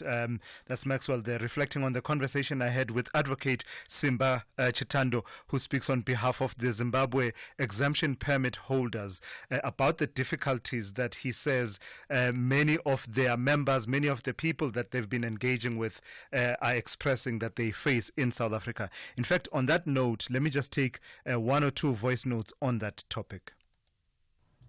Morning, Thulas and SAFM listeners. No, this ZEPA is a problem. They're exactly the same as AfriForum. If they want to take their people, let them go. Anyway, thank you, Muntomnyam. They're ungrateful. Latelekhan. Yeah, I'm not surprised that those parallels were going to be drawn. That's why it was important for us to say to him and for him to acknowledge that he doesn't speak on behalf of all of Zimbabweans.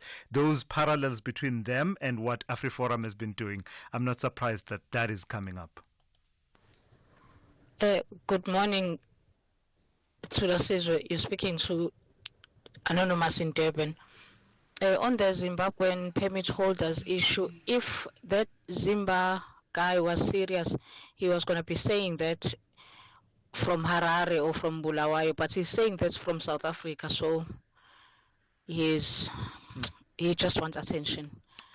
I hear what you're saying. So in a way, you are saying the point he's trying to make is undermined by the fact of his own presence and his ability to practice in South Africa. I get the point that you are making. Let me take a call from Ovayo in Mthatha. Good morning to you, Ovayo. You wanted to talk about POTUS 47.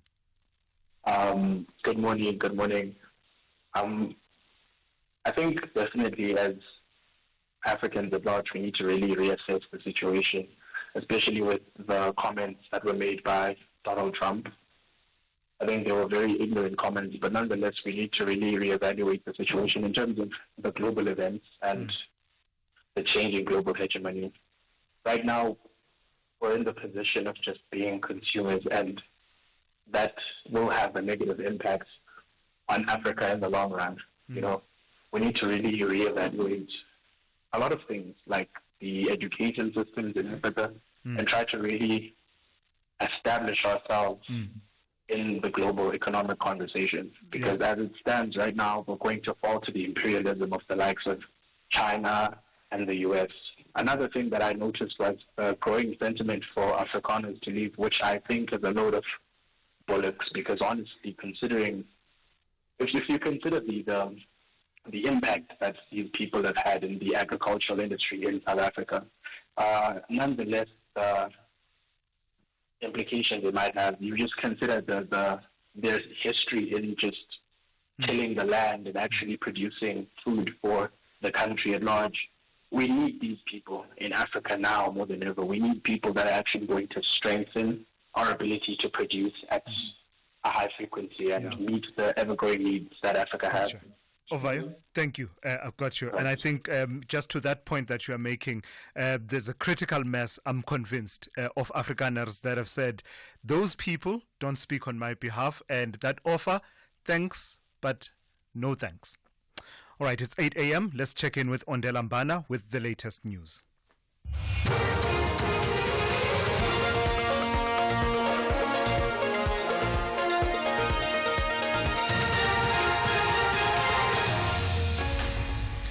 Thank you, Tulas. Top stories at 8. NUMSA to march against unpaid retrenchment packages, and President Ramaphosa undertakes oversight visit to Gauteng. For SAFM News, I am Ondela Mbana, and a very good morning. The National Union of Metal Workers of South Africa, NUMSA, will today march to the office of Tshwane Mayor Dr. Nasiphi Moya. It says the aim of the march is to demand action on unpaid retrenchment packages for 261 former employees of Tshwane Affected Operations Investments, a bus operator associated with Arieng. NUMSA says the city had promised to pay the retrenchment packages and to hire workers following the termination of the contracts. The union says the commitment was not confirmed in writing.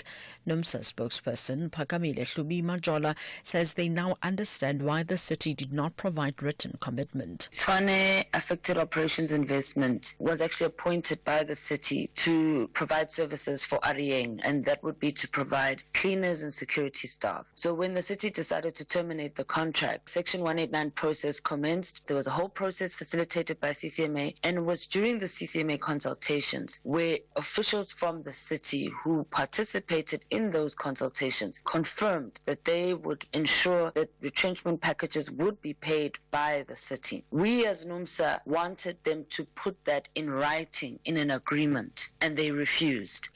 The Gauteng government says it hopes President Cyril Ramaphosa's visit to the province will help it to highlight the importance of its 13 key priorities. They include fighting crime, creating jobs and fixing roads. Ramaphosa will visit the province this morning. He will meet the Gauteng government leadership as part of a series of engagements aimed at enhancing intergovernmental coordination and improvement of delivery of basic services. This is in line with the priorities of the 7th administration. Ministers and their deputies will accompany Ramaphosa. Provincial government spokesperson Vuyo Maga. Actually, we are quite pleased that the president will be visiting us after he had visited Mpumalanga. Obviously, we just finished our State of the Province address. There were about 13 issues that the Premier spoke about. On top of that agenda is the issue of water. So we'll hope that the conversation will obviously involve that, the issue of infrastructure. That is really affecting the province. Of course, because we're in Gauteng, the issue of investment is a very important issue, together with the issue of jobs. That how then do we get that support from the national government to work with us? Part of that meeting, we're obviously hoping that we'll discuss a lot more around how do we assist the municipalities going forward. Cape Town Safety and Security MMC JP Smith has rejected allegations that traffic officers used excessive force during the arrest of a taxi driver. On Tuesday, traffic officers stopped a vehicle for driving on the shoulder of the N2 near Langa on the Cape Flats. The situation quickly turned violent when officers attempted to subdue the taxi driver who was resisting arrest. Video footage of the driver losing consciousness after being strangled went viral on social media. Smith says an internal investigation into the events has been launched. The officers pulled the vehicle over. They were issuing him a fine, and in doing so discovered that he had an outstanding warrant of arrest. When they attempted to arrest him for that outstanding warrant, he resisted, became obstructive. It ended up with a physical conflict, and in an attempt to restrain him without causing permanent harm, the officers used the chokehold to bring him under control and then moved him to Athlone SAPS, where SAPS processed him in terms of the arrest. The Eastern Cape Liquor Board has introduced new regulations to ensure compliance and responsible trading. They mandate liquor license applicants to comply with municipal zoning approvals. The license holders must also be physically present on the premises during trading hours, and all liquor outlets must implement a mandatory age verification process. The board's spokesperson, Dr. Mkwebi Msia. The Eastern Cape Liquor Board is pleased to announce the new Eastern Cape Liquor regulations, which officially took effect on the 1st of March 2025. These regulations introduce enhanced compliance measures, strengthen alignment with municipal requirements, and enforce accountability for liquor license holders to promote responsible liquor trading across the province. The new regulations and changes include municipal requirements, where liquor license applicants must now comply with municipal zoning approvals. 2 people have been killed and 29 others injured in a Russian missile attack on a hotel in the central Ukrainian city of Kryvyi Rih, President Volodymyr Zelensky's hometown. Ukraine's emergency services says 14 people had been rescued from the rubble. The strike comes hours after the U.S. confirmed that it had stopped sharing intelligence with Ukraine. This makes it more difficult for Ukrainian fighters to prevent Russian attacks. Recapping the top story, the National Union of Metal Workers of South Africa, NUMSA, will today march to the office of Tshwane Mayor Dr. Nasiphi Moya. I am Mondelambana for SAFM News. Headlines at 8:30. SAFM, guiding you through the rush hour traffic. Just a reminder, if you're travelling northern parts of KZN, there's been another cash in transit heist in the province. This one this morning unfolding on the N2 north of Matuba. It's the Matuba Sluie route. There's some heavy pressure in that area. Obviously a high volume of truck traffic. If you've got to go that way, make sure you've got plenty of time to get through. There might be sort of local sort of deviation around it, but there's not too much out that way in terms of alternative routes. So it might be a good idea just to sit tight and travel later, closer to lunchtime. Down into Durban, a crash on the M3 inbound near Tollgate Bridge. A very heavy coming through Spaghetti Junction. The M13 extending queues across that N2 bridge down to Sherwood to on-ramp into the N3, and the N2 north and south queuing to get into the N3 and turning towards that crash scene as well. 20-minute delay at Tembisa area, the R21 south towards the airport. That's into the roadwork section, and the N3 going south. A broken down vehicle at Van Buren is the reason for the delay back through Galilee. So the change. Cape Town's Baden-Powell through Strandfontein and Muizenberg has eased up nicely. It's an early morning queue that you deal with there, and a lot of traffic around Newlands, Rondebosch and Mowbray. Routes like the Lisbeth Parkway going north, Campground Road through Rondebosch, and the main road coming from Newlands up into Rondebosch. Some quite heavy congestion there. Rob Byrne, SAFM Traffic. A very good morning to you in your SFM Sports Headlines. It is soccer news, and we go into the Bafana camp where Mwanapule Saleng has been released, and we'll have the world champions, the Springboks, looking to add more tests to their 2025 schedule. All this and more at around 8:30.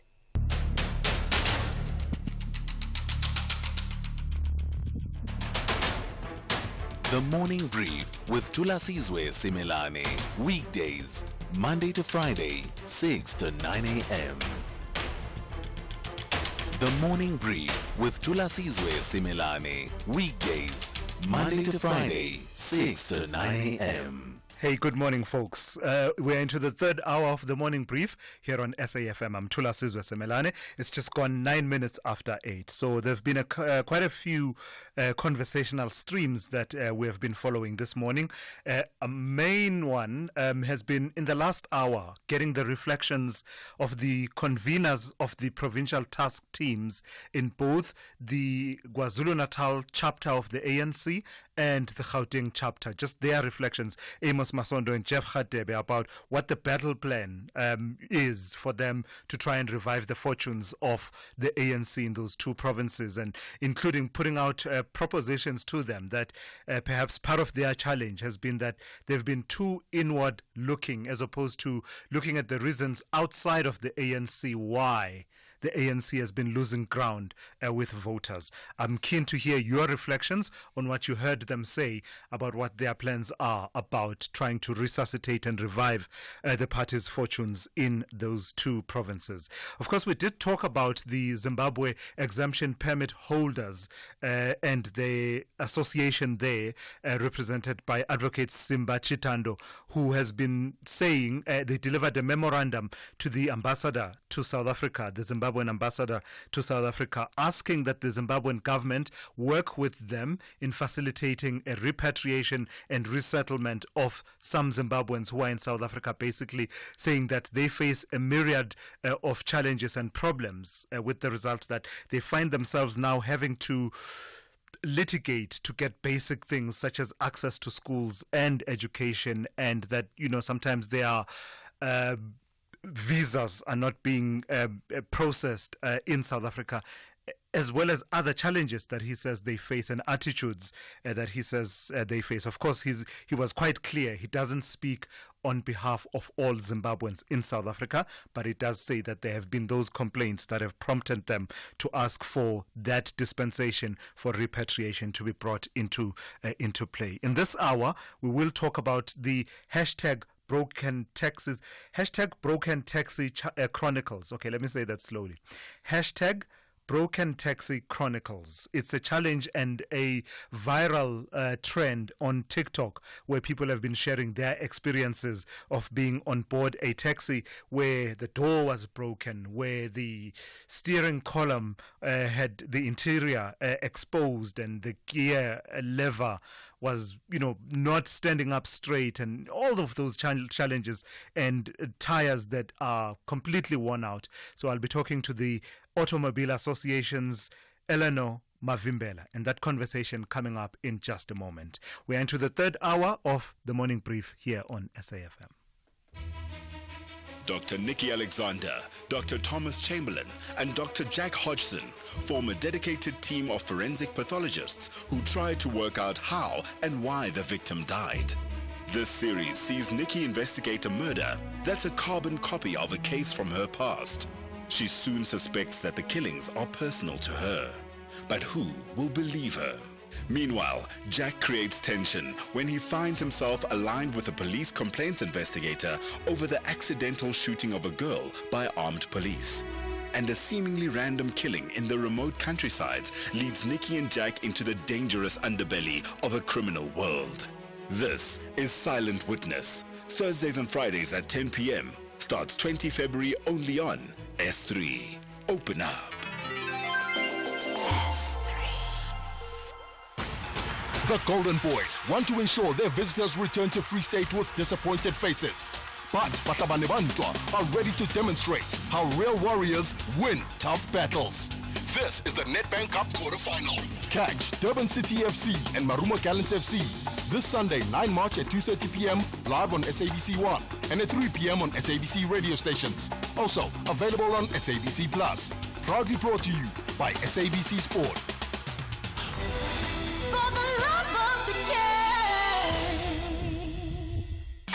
You are listening to the Morning Brief with Thulasizwe Simelane. 13 minutes after 8, the Automobile Association is sounding the alarm over what it says is the dire state of unroadworthy taxis in this country. This off the back of the recently trending TikTok challenge, hashtag Broken Taxi Chronicles. The AA describes the situation as a growing emergency requiring immediate action to prevent further endangerment of passengers and other road users. Let's speak now to Eleanor Mavimbela, who is the Automobile Association spokesperson. Good morning to you, and thank you for your time. So it's all done with the signature South African humor, but gravely serious issues being raised. How useful have you found these videos that have been shared in terms of revealing the lived realities of taxi commuters? Good morning, Thulasizwe, and to your listeners. And thank you so much for inviting us onto the show. Well, this challenge may have started as humor, and it could have been dismissed as just another social media challenge. But on closer inspection, it highlights a very real and very pertinent and dangerous issue. South Africans here are exposing the shocking state of some of our taxis on the road. We're looking at faulty brakes, we're looking at missing doors, serious mechanical failures. It's unacceptable that millions of South Africans who use minibus taxis to commute to work, to commute to school, and back home have to put their lives at risk on a daily basis. And this Broken Taxi Chronicles trend is a wake-up call for authorities, the transport industry alike, that immediate action really needs to be taken here. What do you believe to be at the heart of this seemingly callous neglect of passenger safety? Definitely, it's a lack of preventative and proper vehicle maintenance and a lack of enforcement of roadworthiness checks. As the Automobile Association, from the beginning of this year, after the Department of Transport released the road fatality numbers over the festive season, we saw that the lack of roadworthiness checks that happens on our roads adds to the number of accidents and fatalities that we see on South African roads. So as the Automobile Association, we've been calling for a mandatory roadworthiness check for every single vehicle. As when you go re-register for your license disc, you need to have your car checked for roadworthiness. We need to know that your car is still fit for purpose to be on the road. And likewise for minibus taxis. I'm also perplexed because, minibus taxis are licensed in terms of the routes on which they should travel. There's that licensing process. But I suppose there can be gaps in that you probably have to do that once in a while, if not once in a lifetime. With minibus taxis, because they transport the public, it's a legal requirement for them to have roadworthy checks annually. Actually, they should not be licensed to be on the road if they have not passed the roadworthy checks. So it's perplexing, as you put it, that we still have so many minibus taxis that should definitely not be on our roads, that are operating fully on a daily basis, and they should have been taken off our roads had they not passed the roadworthy check. Lastly, you are calling for urgent actions on the part of several sectors in society. You're talking about transport authorities, taxi operators themselves, as well as passengers. What are these urgent actions that need to be taken? Firstly, stronger enforcement of roadworthy checks. Unroadworthy taxis should never be on the road. Authorities need to do regular inspections and not just reactive spot checks. We also need harsher consequences for those who prioritize a profit over passengers' lives. And secondly, we need a culture shift in terms of taxi owners need to take the safety of their passengers as foremost priority, and basically prioritize the vehicle safety of the vehicles that they put on our roads. And lastly, we need to empower passengers to be able to report these unsafe taxis and with no fear of being fear of being marginalized for reporting these unsafe taxis. Yeah. All right, I've got to thank you for your time and your insights this morning. That's Eleanor Mavimbela, who is the Automobile Association spokesperson. Dr. Malava, you are a genius, man. Dr. Malava speaking. How can I soothe your heart today? Hey, Doc. My Bezo says I'm not romantic enough, and with Valentine's Day coming up, I want to brush up on my romantic talk. Ah, Uncle Mo, I've got you covered.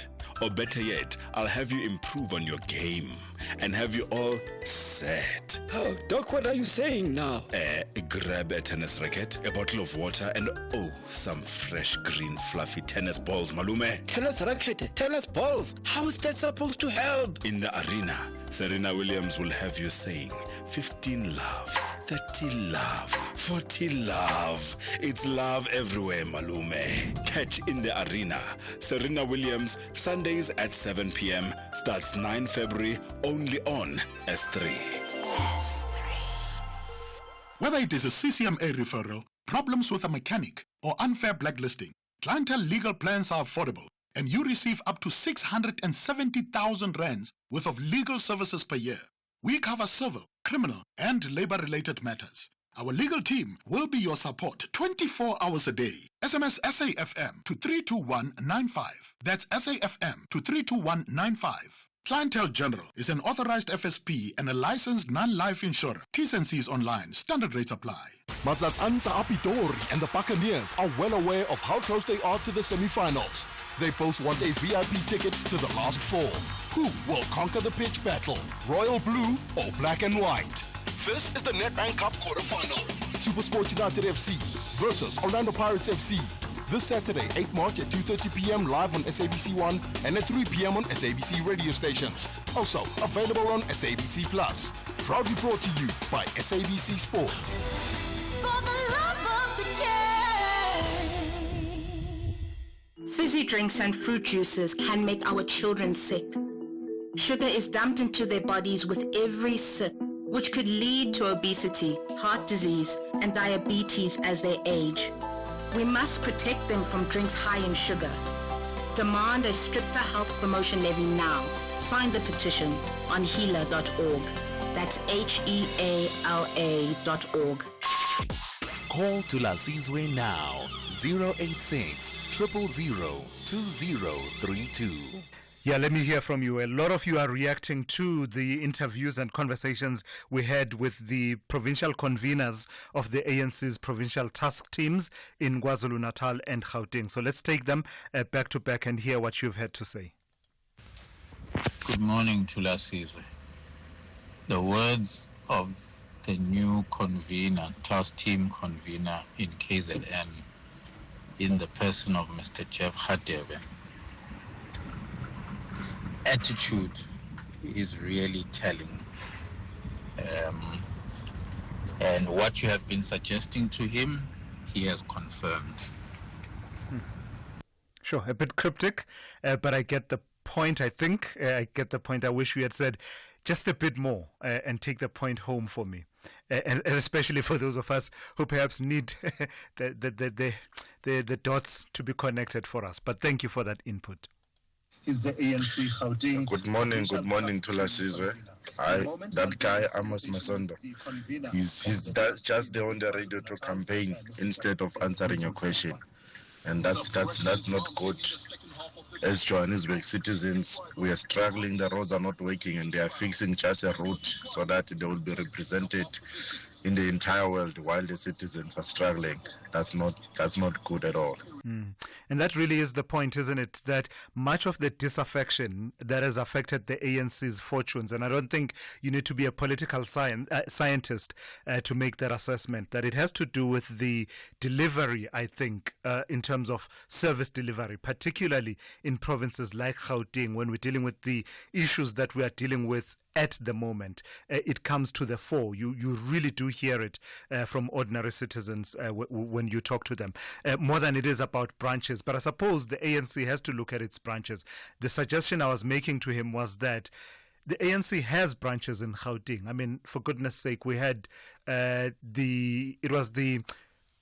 elective national conference of the ANC in 2022, and Gauteng was well represented there, and many of the regions actually went through various of their elective processes. So they do have branches, at least on paper.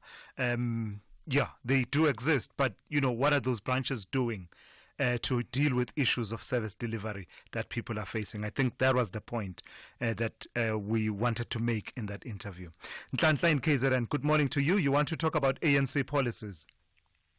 My brother, good morning. You see, my brother, ANC has got good policies. The only thing is, when it's time to implement them, they do the other thing, my brother. You see, ANC, its biggest failure is the tender system.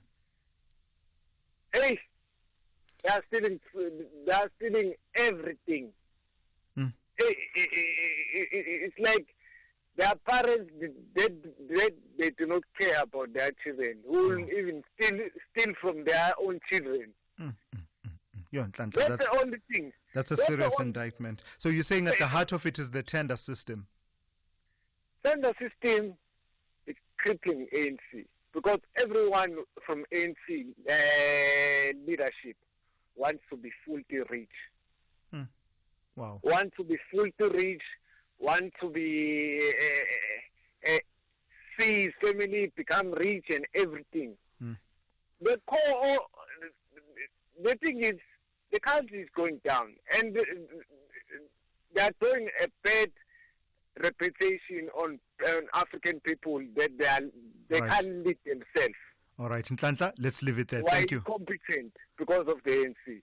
Thank you for that input. That's Nhlanhla in KZN, and I think that sums up some of the sentiment that I was putting to Jeff Khatebe and Amos Masondo a bit earlier on. Elijah in Joburg, good morning to you. You want to talk to me about the issue of the Zimbabwe exemption permit holders? Yes, sure. Good morning, Thulasizwe and the listeners. Yes, we can hear you. Please go ahead. Good morning. Yes, good morning. Sorry, I'm driving, but I just want to say, Simbachi Tando, what he's saying is, definitely he rightly stated that he doesn't represent all the DP holders. Because the thing is, me myself, I'm a ZTP holder, and I have had to work, I have had to I even got married here in South Africa, and I am actually comfortable. Of course, there are difficulties here and there. The way that I'm seeing, the way he is talking, is like he's actually part of the ZANU-PF party that made people to flood South Africa. So he doesn't represent all Zimbabweans who are in South Africa. Most of us, we have been working hard here, and our lives, we are moving forward. We are actually appealing if the South African government can help us with proper documentation, even permanent residence, because we have been here for more than 15 years. And right now I'm on the road. I am an auditor for different companies. I'm helping the economy of South Africa. Gotcha. Thank you for calling in, Elijah. I really appreciate that call. I did say that you will find that there will be people who will come forward that say, remember the Zimbabwe Exemption Permit Holders Association is exactly that, an association, and cannot, and they did not even purport to be speaking on behalf of all Zimbabweans. So Elijah there being one of those voices that says, you do not speak on my behalf, and making a point there that I think is quite important. The South African government would have to really think through what the exit from this special dispensation looks like, right? Every time they've tried to exit out of it, there's been that contention and litigation, the latest being in 2023. At some point, we're going to have to find a way and a decision made. How exactly do we exit out of this situation and normalize the documentation of Zimbabweans who are in South Africa outside of what was meant to be an interim measure, but has lasted more than a decade? Butana in Rosebank, good morning to you. You want to talk to me about ANC deployees? Indeed. Good morning, You my brother. you haven't called in a while, Putana. What's that about? No, I've been listening. I've been listening. A lot of people are calling, are overtaking me. Sometimes you must listen more. I agree. Yes, Yeah, but go they've got ahead. some good points. This political gimmick of the ANC is more of preparing for themselves for the election. They don't get a sense of the problems that they've created for us as residents, in particular in Johannesburg and other communities. The people that they are complaining about, they are deploying. They've put them there. Imagine putting a person on a senior position as a researcher with no qualification. What do you expect from that person? He even complained that they don't give him a job to do. What job to do? You don't even have a qualification for a job. Yeah, in Johannesburg, three just exploded. No consequences. Nobody is held responsible. 11 billion project. ANC people, comrades, they just abandoned that project. It's nothing for them. They don't talk about that. They talk about serving themselves. But they don't deal with problems that we are facing in communities. And the ANC is just a matter of time. They must just accept that they failed us for 30 years. For 30 years they failed us. Right. Putana, thank you. Thank you for making that point. Putana in Rosebank there, making his points quite strongly, as he always does. Let me take one more voice note on a related theme around issues of service delivery. Good morning, SFM and to listeners. It's Selvin Gumner from Durban. With regard to the budget that's mandated and not spent for service delivery, I would just like to clarify,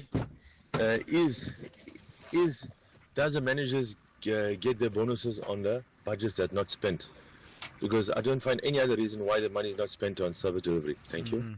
Yeah, okay. I hear what you're talking about. It's what the Auditor General always highlights, underspending for one reason or another. Where the need exists for service delivery, the budget is allocated, but come end of the financial year, it's returned for one reason or another. But it's interesting, and I suppose we could always fashion a proper conversation on that to see what the consequences are.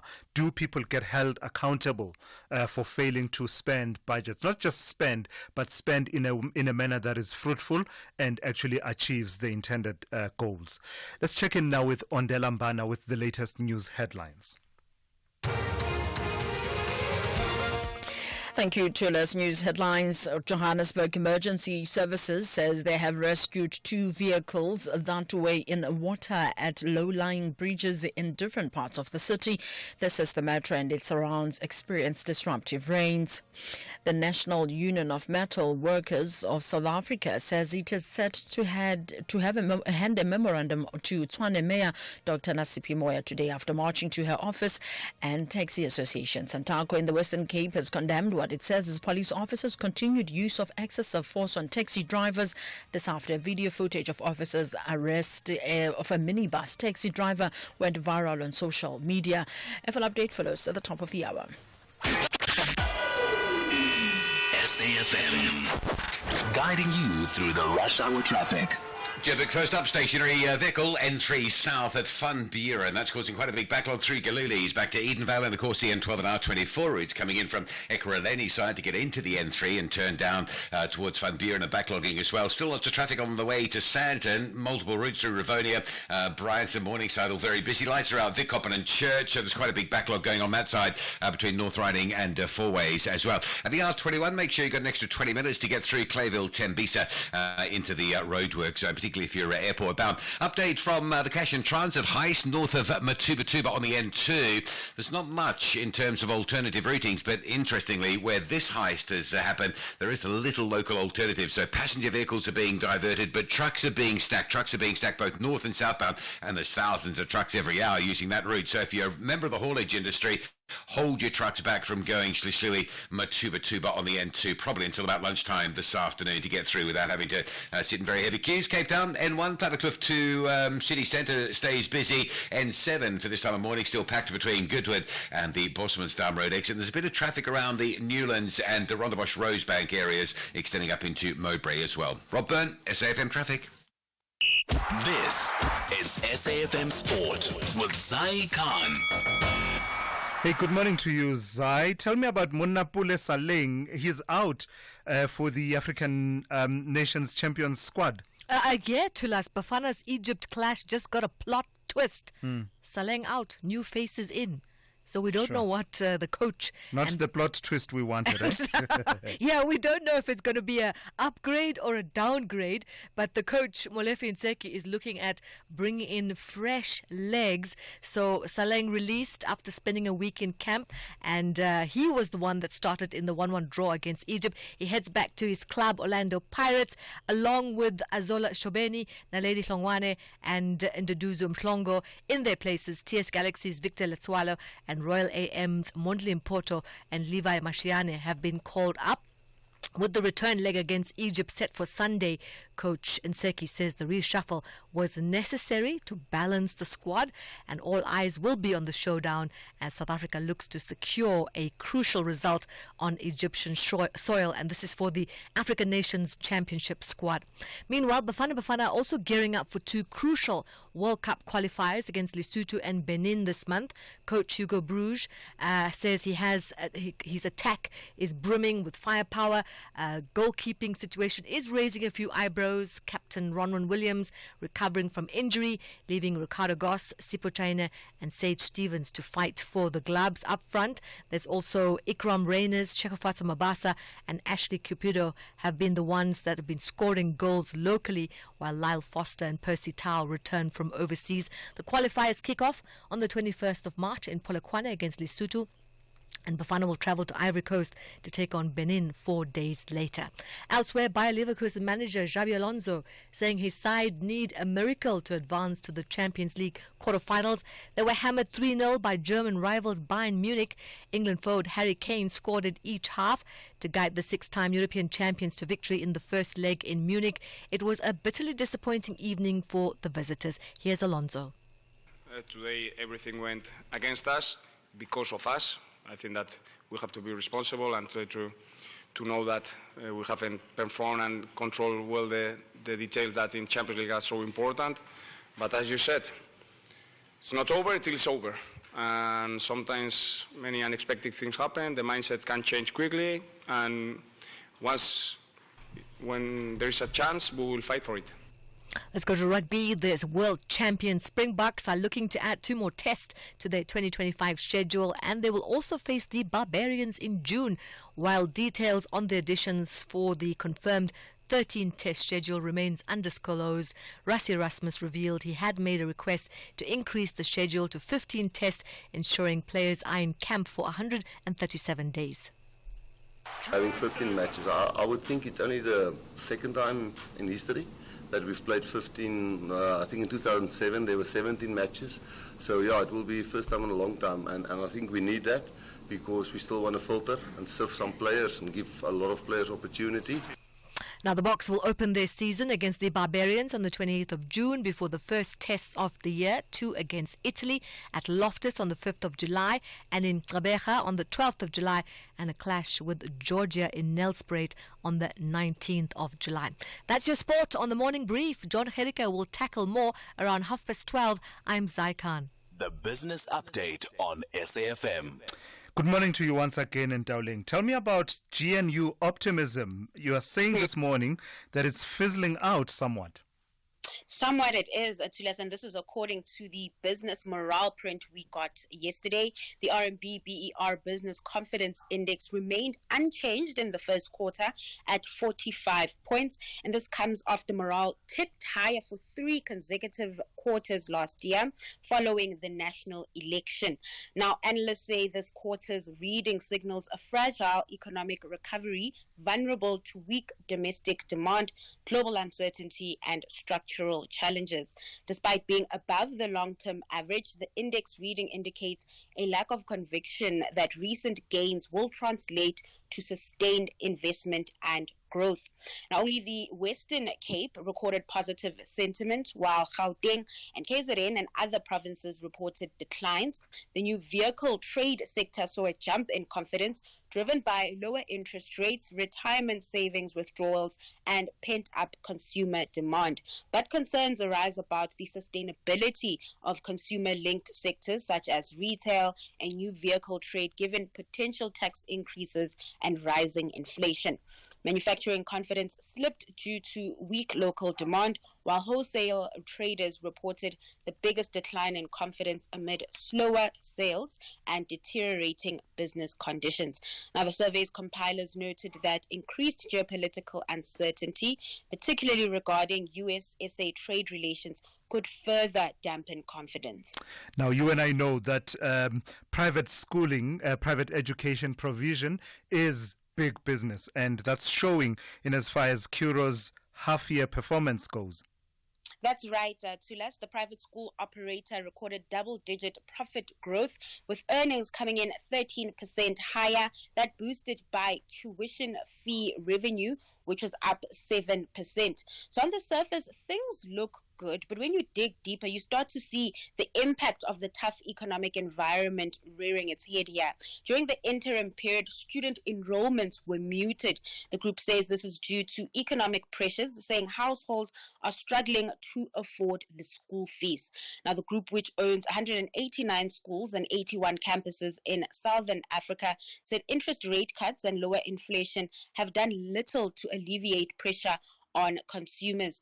And coming into the new year, things didn't pick up as Curro's enrollment numbers slightly declined. Now, despite the cyclical challenges with learner enrollments, Curro is still implementing initiatives to address this and remains confident in its ability to fill more of its available capacity over time. All right, lastly, Ndawuleng, give us a sense of what kind of a trading day we can look forward to today. So the JSE is likely to start the day in the green, extending yesterday's gains as sentiment improves. That positive momentum also being seen in currency markets, with the rand trading stronger this morning on the back of a softer dollar. It's sitting at 18.29 to the greenback. Moving over to Wall Street, futures are flat with trade jitters worrying investors. Looking at Asian markets, stocks in positive territory with tariff reprieve and China's growth plans fueling the upbeat mood. That market is poised to close in the green today. All right, thank you for that. That's Ndawuleng Lechela. She's kept you updated on the economy, business and the markets over the last 2 hours here on The Morning Brief. In times like these, everyone is looking to save wherever they can. But you don't have to be a detective to know that with Outsurance, you could be saving big on your car insurance. Hear it from real Outsurance client Marius. The great big saving that I've got, 765 Rand, 27% a month on my premium. It's so quick and easy to swap over. I am part of the Outsurance family. It's a no-brainer. SMS out to 30754. That's out to 30754. Saving on car insurance makes you feel like a winner. And the best part is, if Outsurance can't beat your car insurance premium, ask them for 500 Rand cash. And make that 1,500 Rand cash if you've been claim-free and with the same insurer for 3 years. SMS out to 30754. That's out to 30754. With Outsurance, you always get something out. A licensed insurer and FSP. T's and C's online. Mzansi Africa. SABC Sport is searching for talented football commentators. Are you knowledgeable and passionate about football commentary? Are you a great storyteller of the beautiful game? That's why they're very good in controlling the ball and keeping it in minutes. Submit a 2-minute commentary clip in your South African language of choice to commentator@sabcsport.co.za. Also email your full name, surname and contact details. Closing date is on Friday, 7 March 2025. Only shortlisted candidates will be invited for the second round of auditions at SABC Studios in March. SABC Sport. For the love of the game. Bafana are taking on Lesotho at the new Pitamukaba Stadium on the 21st of March 2025 at 6 p.m. for the FIFA World Cup 2026 qualifier. Come early, dress to commemorate Human Rights Day, and support Bafana for a chance to win prizes from our host, Limpopo Government, and Polokwane Municipality. Gates open at 3 p.m. and tickets start from 70 Rand for adults with special rates available at 40 Rand for children under 12 at all Ticket Pro outlets. If you can't make it to Polokwane, catch the game live on SABC2 at 6 p.m. or visit sabcsport.com. For more details, visit safa.net and Bafana Bafana on X and TikTok. Big stories of the day. Hashtag the morning brief. 17 minutes to 9. The Department of Transport says it is exploring various yet unnamed interim solutions to sustain the operations of the current driver's license production machine. This in the wake of Minister Barbara Creecy instructing the department to approach the High Court for a declarator giving guidance on what should happen with the IDEMIA tender award for a new driver's license machine, which award the Auditor General has found to have been made in violation of several supply chain prescripts and financial controls. The Minister joins me now to take that conversation forward. Good morning to you, Minister, and thank you for your time. Knowing how important it is for us to acquire this machine at this time for the continued production of driver's license cards, I take it is, I say it is quite telling that you deemed it fit to rather suffer the inconvenience of not acquiring this machine now if it means acquiring it through this process. What do you want the court to determine and pronounce? Good morning to you and greetings to all your listeners. Well, I think the real conundrum we are facing here is that in terms of Section 81 of the Public Finance Management Act, an accounting officer of a department who knowingly incurs irregular expenditure can be liable to prosecution, and obviously there's even prescripts that have been made now that this money can be recovered from their salaries or their pensions. So I think the good news with regard to this machine is we haven't yet incurred any expenditure. But given the fact that the Auditor General is saying that this was an irregular procurement process, and we have already made the award, we need guidance from the courts about what do we do next, because, as I say, our accounting officer can't spend on this particular situation. Yeah, so there's a catalogue of deviations and irregular practices that the Auditor General identified. Which ones moved you in particular? Was it the processes that happened within the board, the bid evaluation committee, or was it the further processes? I mean, one of the examples being the inspection that was said to have been undertaken by the DLCA, but actually they went and looked at a different machine from the one that they were acquiring. Well, I think that in totality what the Auditor General is saying is that the department set up a set of criteria against which to evaluate this bid. They applied these criteria inconsistently. Now, we've had other instances across government where there's been a similar problem, and competing bidders have gone to court and they've said that we think we should have won because this process was not correct. So we're opening ourselves up to potential litigation from competing bidders.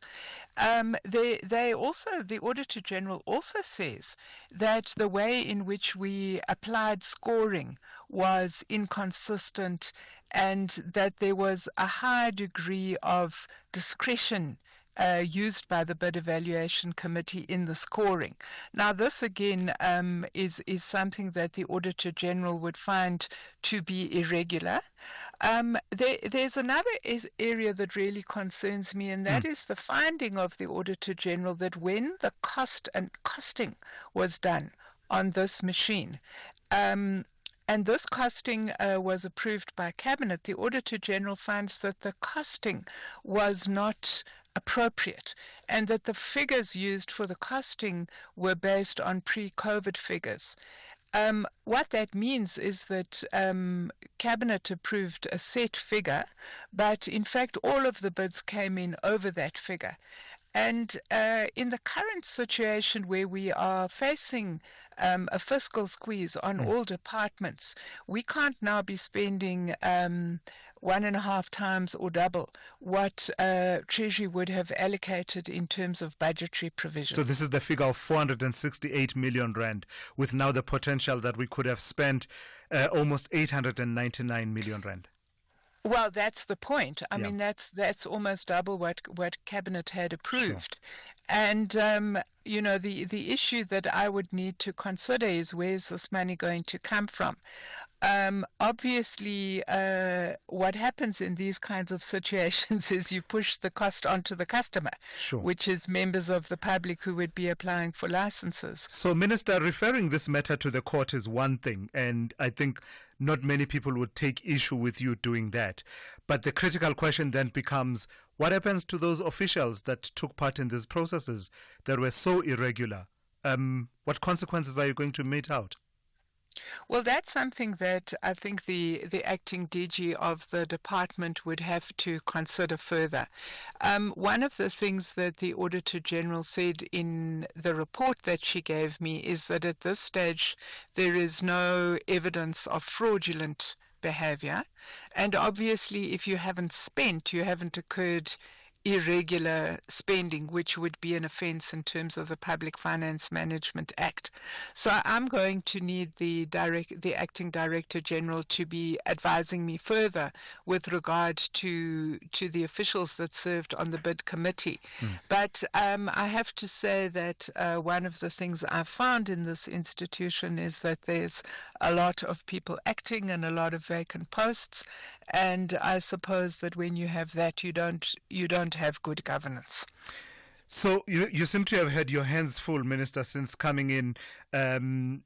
Since coming into office. Before I ask you about the PRASA signaling contract, I do need to ask you, one of my listeners asking you about the current machine that we are using for ID cards. Is that not necessarily translatable to the technology you seek for driver's licenses? I'm not in a position to comment on that at this stage. What I've said is that we are exploring options so that we have a temporary option while these matters are in court, and they could take a considerable amount of time in our courts, as we all know. And once I have an appropriate solution, I will communicate publicly about that. So let me ask you then about the PRASA situation. As I said, you've had your hands full with these entities that report within your department. PRASA, just about a week and a half ago, we hear that they had a signaling contract which has now been flagged by your colleague, the police minister, to you, and you have now been engaging the board. What on earth is going on there with that 2.7 billion rand payment, the advance payments? What about that process concerns you, and what are you doing about it? Well, I think that these processes that you're reporting on are of grave concern. And I should say to you that I think it was 10 days or 2 weeks prior to this matter being in the public domain, I had received a letter from a whistleblower, and at that point I had forwarded that letter to the chair of the PRASA board, and I had asked her to give me a report on what interventions she was taking with regard to the allegations that were contained in that letter. She had not responded to me when this matter went into the public domain, and I gave her a call. At that point, she indicated to me that they were sourcing an independent investigator. I believe that they've got a slate tender where they can get these independent investigators. And obviously, whether or not we lay criminal charges would be guided by the outcome of that independent investigation, because these investigations normally will say to you there's a breach of the Public Finance Management Act. There's also such and such a criminal activity, and then they would guide whether you take disciplinary action in-house, whether you lay criminal charges or whether you do both. So I'm sure that this is a very serious matter, and I have faith that the chair of the board will attend to it appropriately. All right, let's leave it there for now. Thank you for your time this morning. That's Minister Barbara Creecy, Minister of Transport. SAFM, guiding you through the rush hour traffic. Let's just start with the N3 in Joburg, where we last touched base was a stationary truck stuck at Van Buren Road, backlogging things getting through Galilee. Situation unchanged. So very heavy from just after Linksfield Road through towards Bedfordview. The N12 and R24 routes quite heavily backed up as you arrive into that Galilee's interchange area from the Ekurhuleni side. R21 still queuing, Clayville through Tembisa. It's extending a queue. It's not normally that heavy this time of the morning. If you're on your way from Pretoria to the airport, make sure you get time to get through. Now, members of the haulage industry should be holding their trucks back between Hluhluwe and Matuba for a while. Cash in transit heist this morning, just north of Matuba.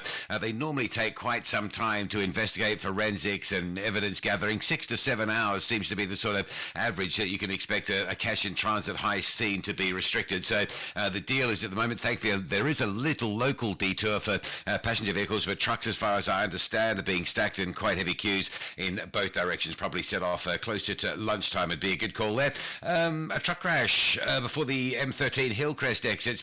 Trucks been lying on its side there all morning. It looks like they might just be recovering that. Just after the Hammersdale exit, there is a bit of queuing pressure coming into that Key Ridge area. And Cape Town Highway still very busy. The N1 from around about sort of N1 City through the city centre. N2 from Langa through to Hospital Bend. And the M5 still packing up from Rondebosch side just after Racecourse Road, heavy into the N2 highway. Rob Byrne, SAFM Traffic.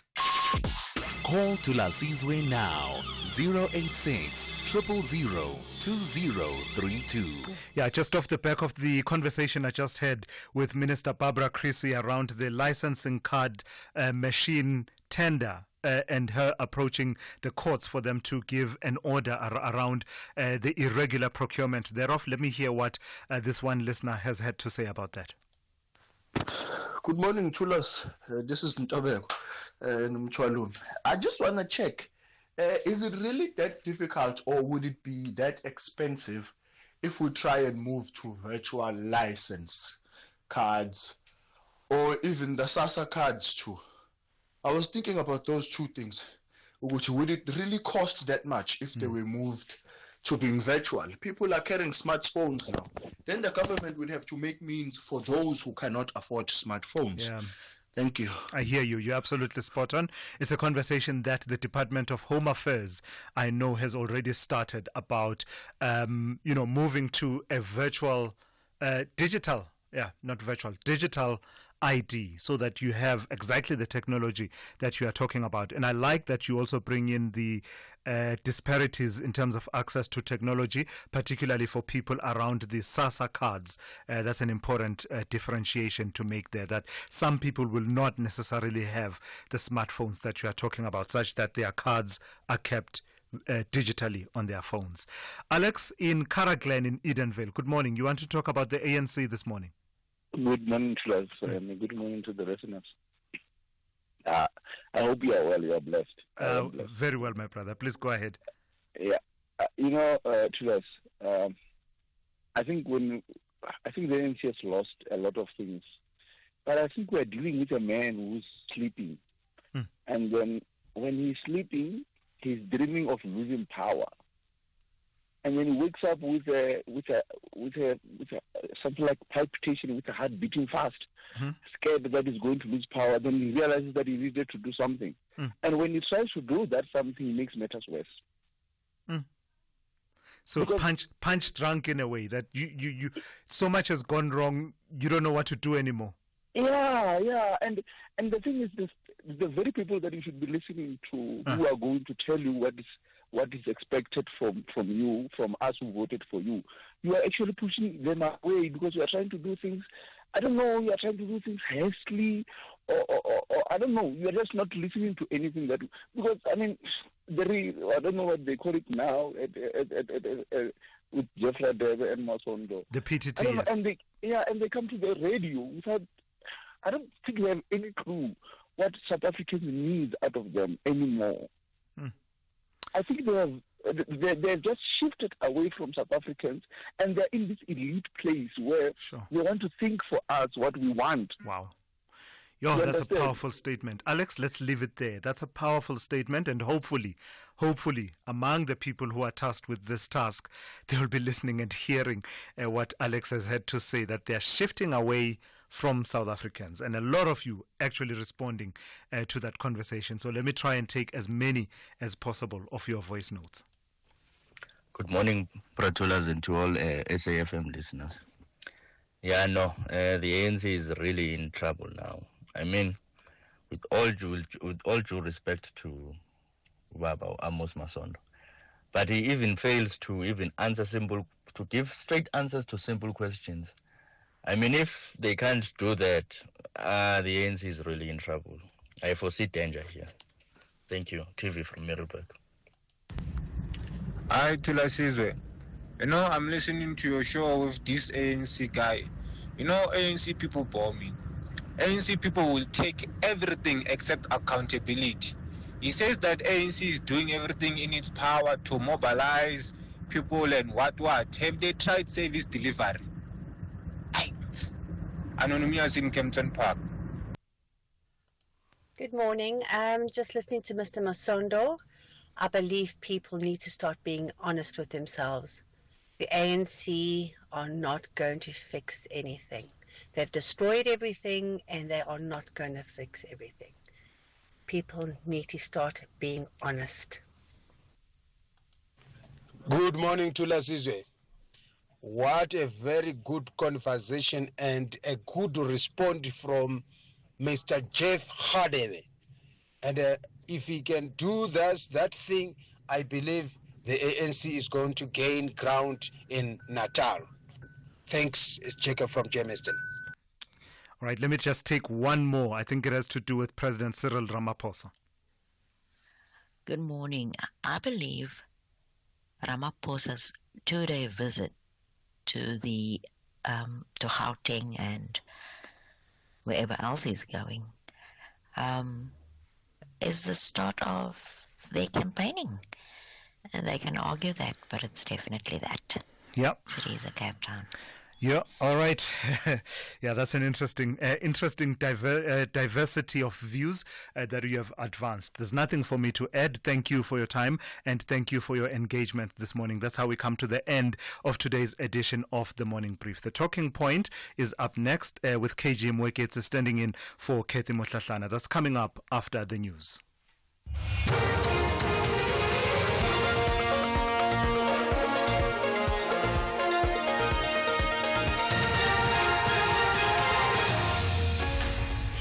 Thank you, Tulas and the team. Top stories at 9. WaterCan speaks on Joburg City water crisis and NUMSA to march against unpaid retrenchment packages. For SAFM News, I am Ondelambana and a very good morning. Non-profit organization WaterCan says the only way to address the current water crisis in the city of Johannesburg is for authorities to allocate a higher budget to infrastructure development. The organization hosted a webinar discussion yesterday on how the city's water budget can be made relevant for fixing water-related infrastructure. In recent months, several communities in Johannesburg have been experiencing water cuts, with some being left without water for weeks on end. WaterCan's Julia Fish. We need to build more reservoirs, we need to build more infrastructure, and like Furiel said, we can't look at water without looking at sanitation. And that will need more water treatment plants and, of course, just the sanitation pipeline systems within suburbs. Some of those are really old and some of them haven't got them at all. We're still looking at what are considered major parts of the city, like sections of Midrand, which are still deemed to be agricultural parts and are running off septic tanks. So all of that kind of infrastructure needs to be put in. And the budget capital part of it is supposed to address that need. The National Union of Metal Workers of South Africa says it is set to hand over a memorandum to Tshwane Mayor Dr. Nasiphi Moyo today after marching to her office. It says the aim of the march is to demand action on unpaid retrenchment packages for 261 former employees of Tshwane Affected Operations Investments, a bus operator associated with Arieng. NUMSA says the city had promised to pay the retrenchment packages and to hire the workers following the termination of the contracts. NUMSA spokesperson is Pakamile Hlubi Majola. Tshwane Affected Operations Investment was actually appointed by the city to provide services for Arieng, and that would be to provide cleaners and security staff. So when the city decided to terminate the contract, Section 189 process commenced. There was a whole process facilitated by CCMA, and it was during the CCMA consultations where officials from the city who participated in those consultations confirmed that they would ensure that retrenchment packages would be paid by the city. We as NUMSA wanted them to put that in writing in an agreement, and they refused. Taxi Association Santaco in the Western Cape has condemned what it says is police officers' continued use of excessive force on taxi drivers. This after video footage of officers' arrest of a minibus taxi driver went viral on social media. In November last year, taxi driver Luvuyo Vimba died following a violent encounter with Cape Town law enforcement officers. Video footage of the incident also went viral on social media. It led to Transport Minister Barbara Creese's call to Mayor Jordan Hill-Lewis to launch an investigation into Vimba's death. Santaco's provincial chairperson Mandla Hermanus. My understanding is that after talking to the law enforcement officer, law enforcement might have tried to actually arrest him or impound the vehicle, and that's when he resisted, leading on to them getting physical with him. But what we were disappointed on is to say that one can be choked to a point where one loses consciousness. We are saying that can't be correct because there was more than one law enforcement officer on the scene. They should have been able to overpower this person. The Eastern Cape Liquor Board has introduced new regulations to ensure compliance and responsible trading. They mandated liquor license applicants to comply with municipal zoning approvals. The license holders must also be physically present on the premises during trading hours, and all liquor outlets must implement a mandatory age verification process. The board spokesperson, Dr. Mgwebi Msiya. The Eastern Cape Liquor Board is pleased to announce the new Eastern Cape Liquor Regulations, which officially took effect on the 1st of March 2025. These regulations introduce enhanced compliance measures, strengthen alignment with municipal requirements, and enforce accountability for liquor license holders to promote responsible liquor trading across the province. The new regulations and changes include municipal requirements, where liquor license applicants must